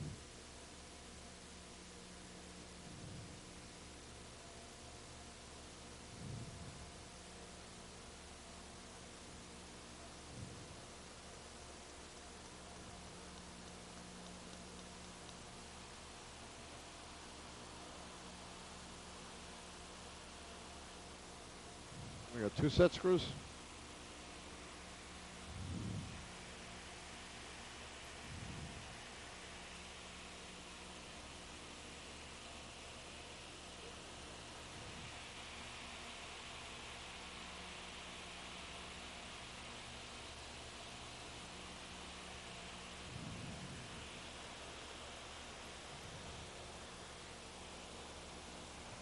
Ouch. Fortunately, this is Brown's gas because I just stuck my finger in that flame, and I'd be running out the door if it was acetylene. I'd be on my way out of here saying, I'll see you all when I get back from St. Anthony's. That's a hospital up the road.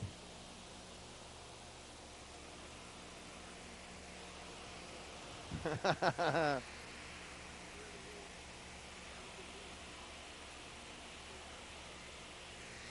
be healed up tomorrow, Sparky. Oh yeah, I know it will. That burn will go away by morning.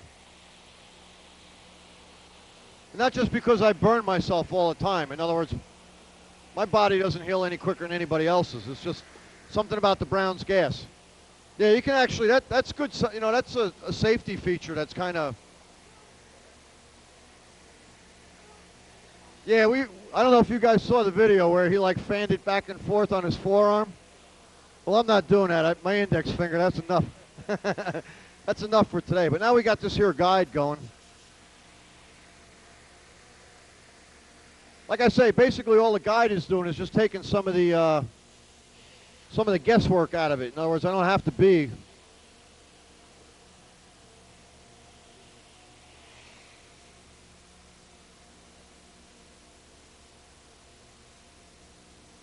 I'm dragging it at me. Like I say, for you guys, in fact, I'm one of these guys that, you know, do like I say, not like I do kind of deal. But you should push away from you so you can see the cut, what's going on. Now, the area that you're removing, that's referred to as the kerf. But if you get a little bit of like welding literature, you know, they'll explain that to you. But you want to see what's going on in that kerf or within the cut itself.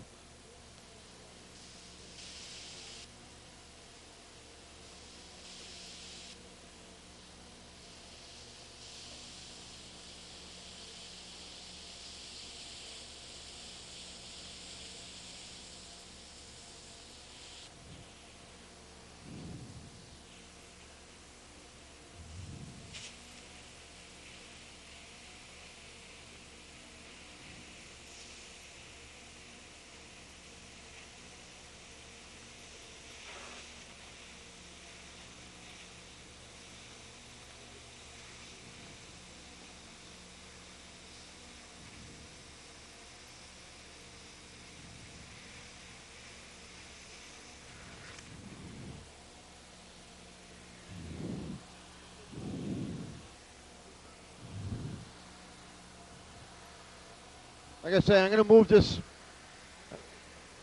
I'm going to move this around.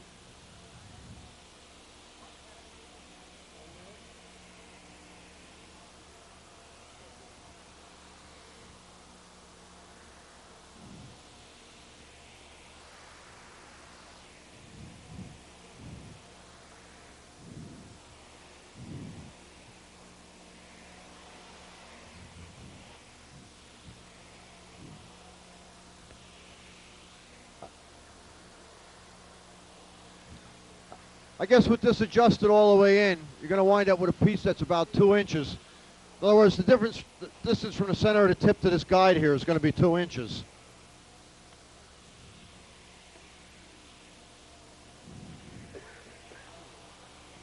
I don't know what else we have around here.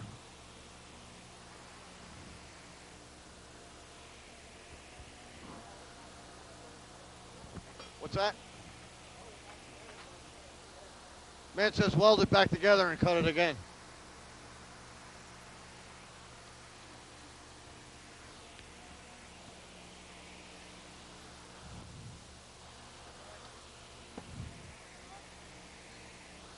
What's that? The question was, how many pounds of oxygen am I running? 60, which is a little bit more than I need, really. Yeah, we could lower it a little bit. These guys gave me this guide for the torture. That's what we're messing around with a little bit now.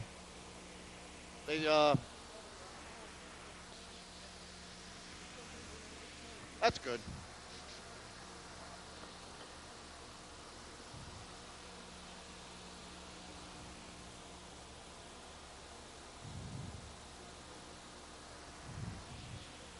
We'll give this a shot again. Like I say, we've already seen how this cut.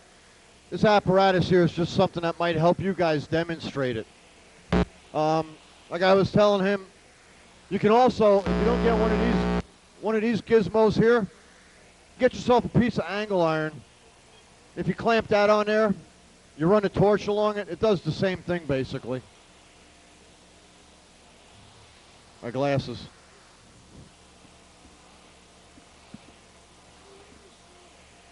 Really slow. He wants me to go really slow. That's my specialty, going real slow.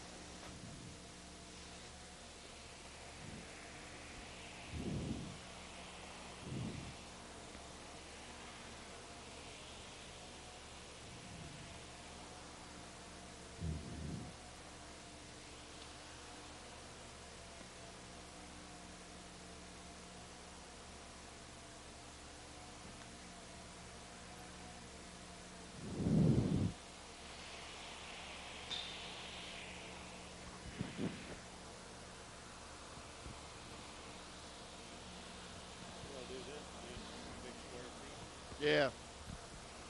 Yeah, you need a pretty big piece to do this. See, this gizmo here with the wheels is new to me, so you'd probably have better luck than me with this thing. In other words, I've never used one of these. I'm kind of wanting to take this off and use my piece of angle iron. Yeah, let's do it.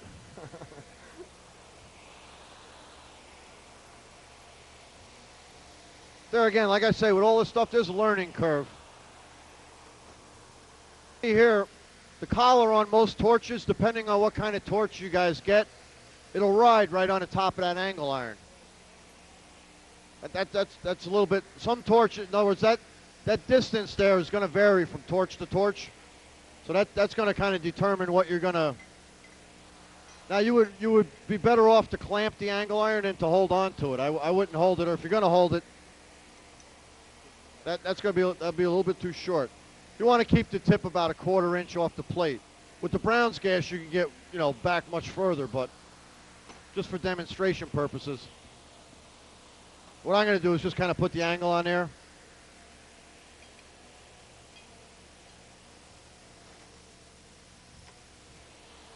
Let me get a little weight here. See, I use the angle iron all the time. So it's a little, for me, it's,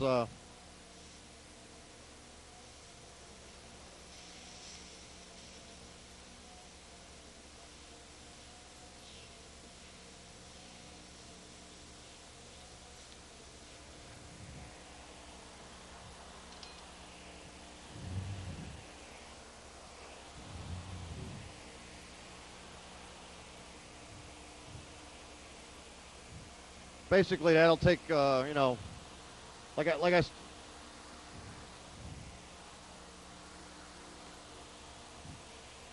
Yeah, the difference between the two cuts is I'm used to using the angle iron. In other words, nothing wrong with the gizmo there, but I've been using angle iron for so long. You said I'm trying to tell him he wasted $35. I didn't say that. I might have implied that, but I didn't. No, it's not. Like I say, because I've never used one. I've never used one of those guides before. It's just not. It's just not my thing. It's.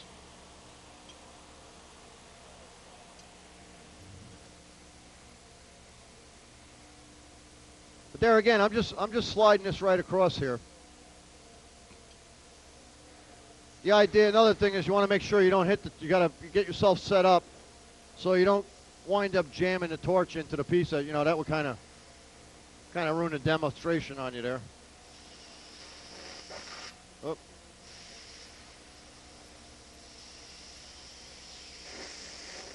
What am I doing here?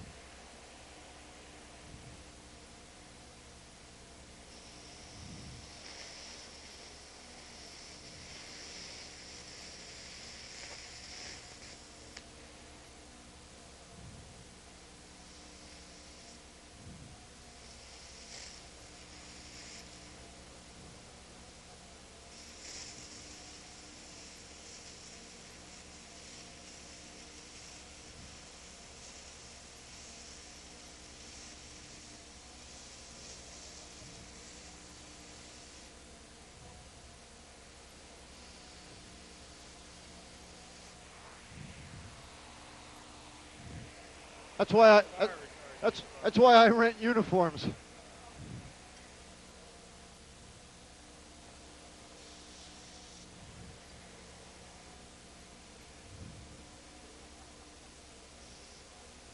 I didn't do as well that time because my clothes were on fire.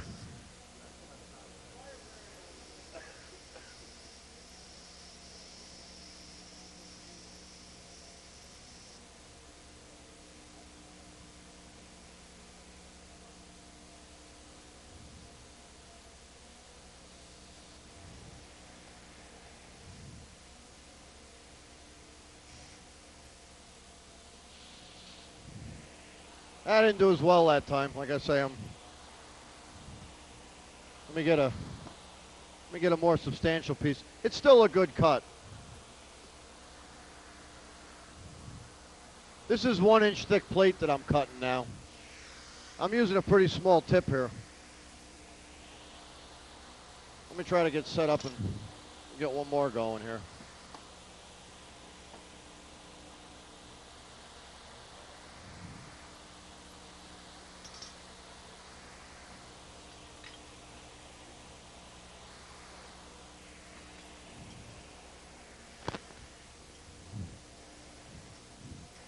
See if I can redeem myself for that last one.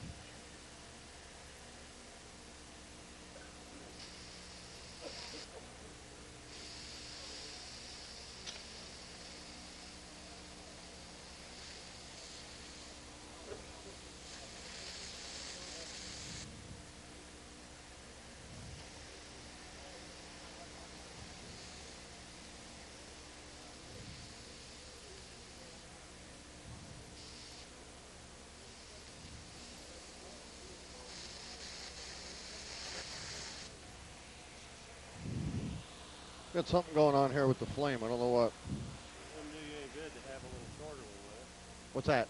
Angle iron. I No. don't want to be any closer, dude. No, the angle iron is good. I'm just.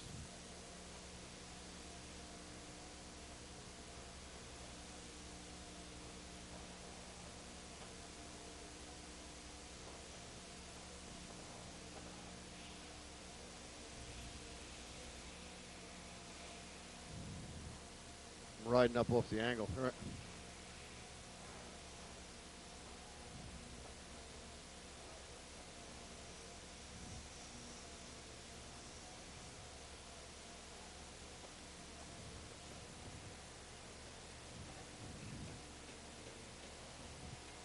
Well, anyway, if you get yourself set up right, if you got a nice piece of steel to work off of, and you clamp it on there, then you can use both of your hands to steady yourself.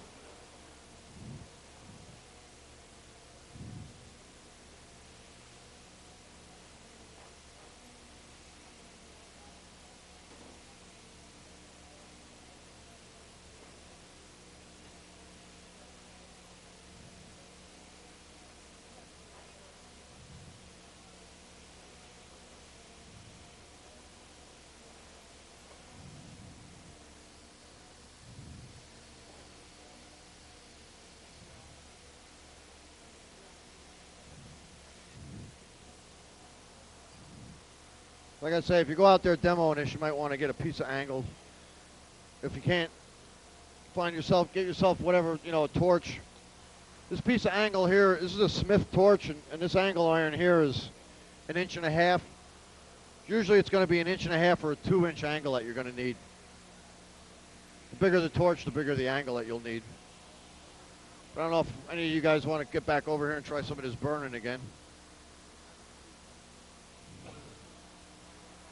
I got my shoelaces on fire and everything over here now. So you gotta hose me down with the fire retardant.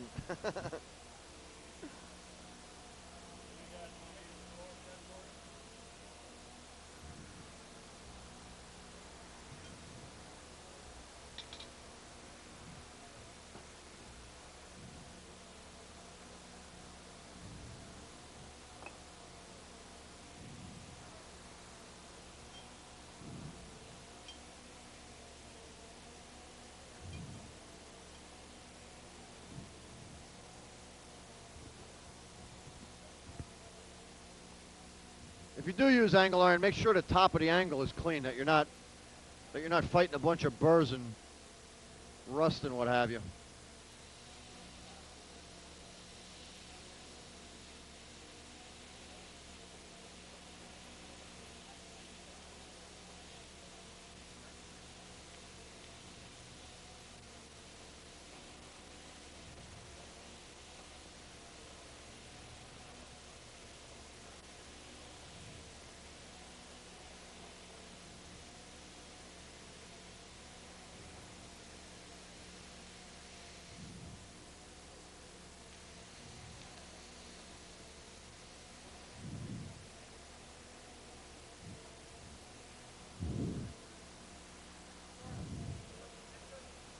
Excuse me? Probably not with this torch. I can try. I can get some. I'll get this piece over here. The question was, can I do something thicker? And the thickness of the metal that you can cut isn't really determined by the machine or the Brown's gas, but by the size torch that you have and by the size of the tip that you have in the torch. There's a hole in there that the oxygen comes out of, the center hole in this tip, and the bigger that is, the thicker you'll be able to cut through. There's numbers on these tips that'll let you know what the thickness capability is. But there again, it used to be kind of like a simple deal where the bigger the number, the bigger the metal you could cut. But at any rate, yeah, he's got a 5 there. Let's just shut this down for a minute. We'll put a bigger tip in this. Might have to, yeah, we might have to get a wrench going here.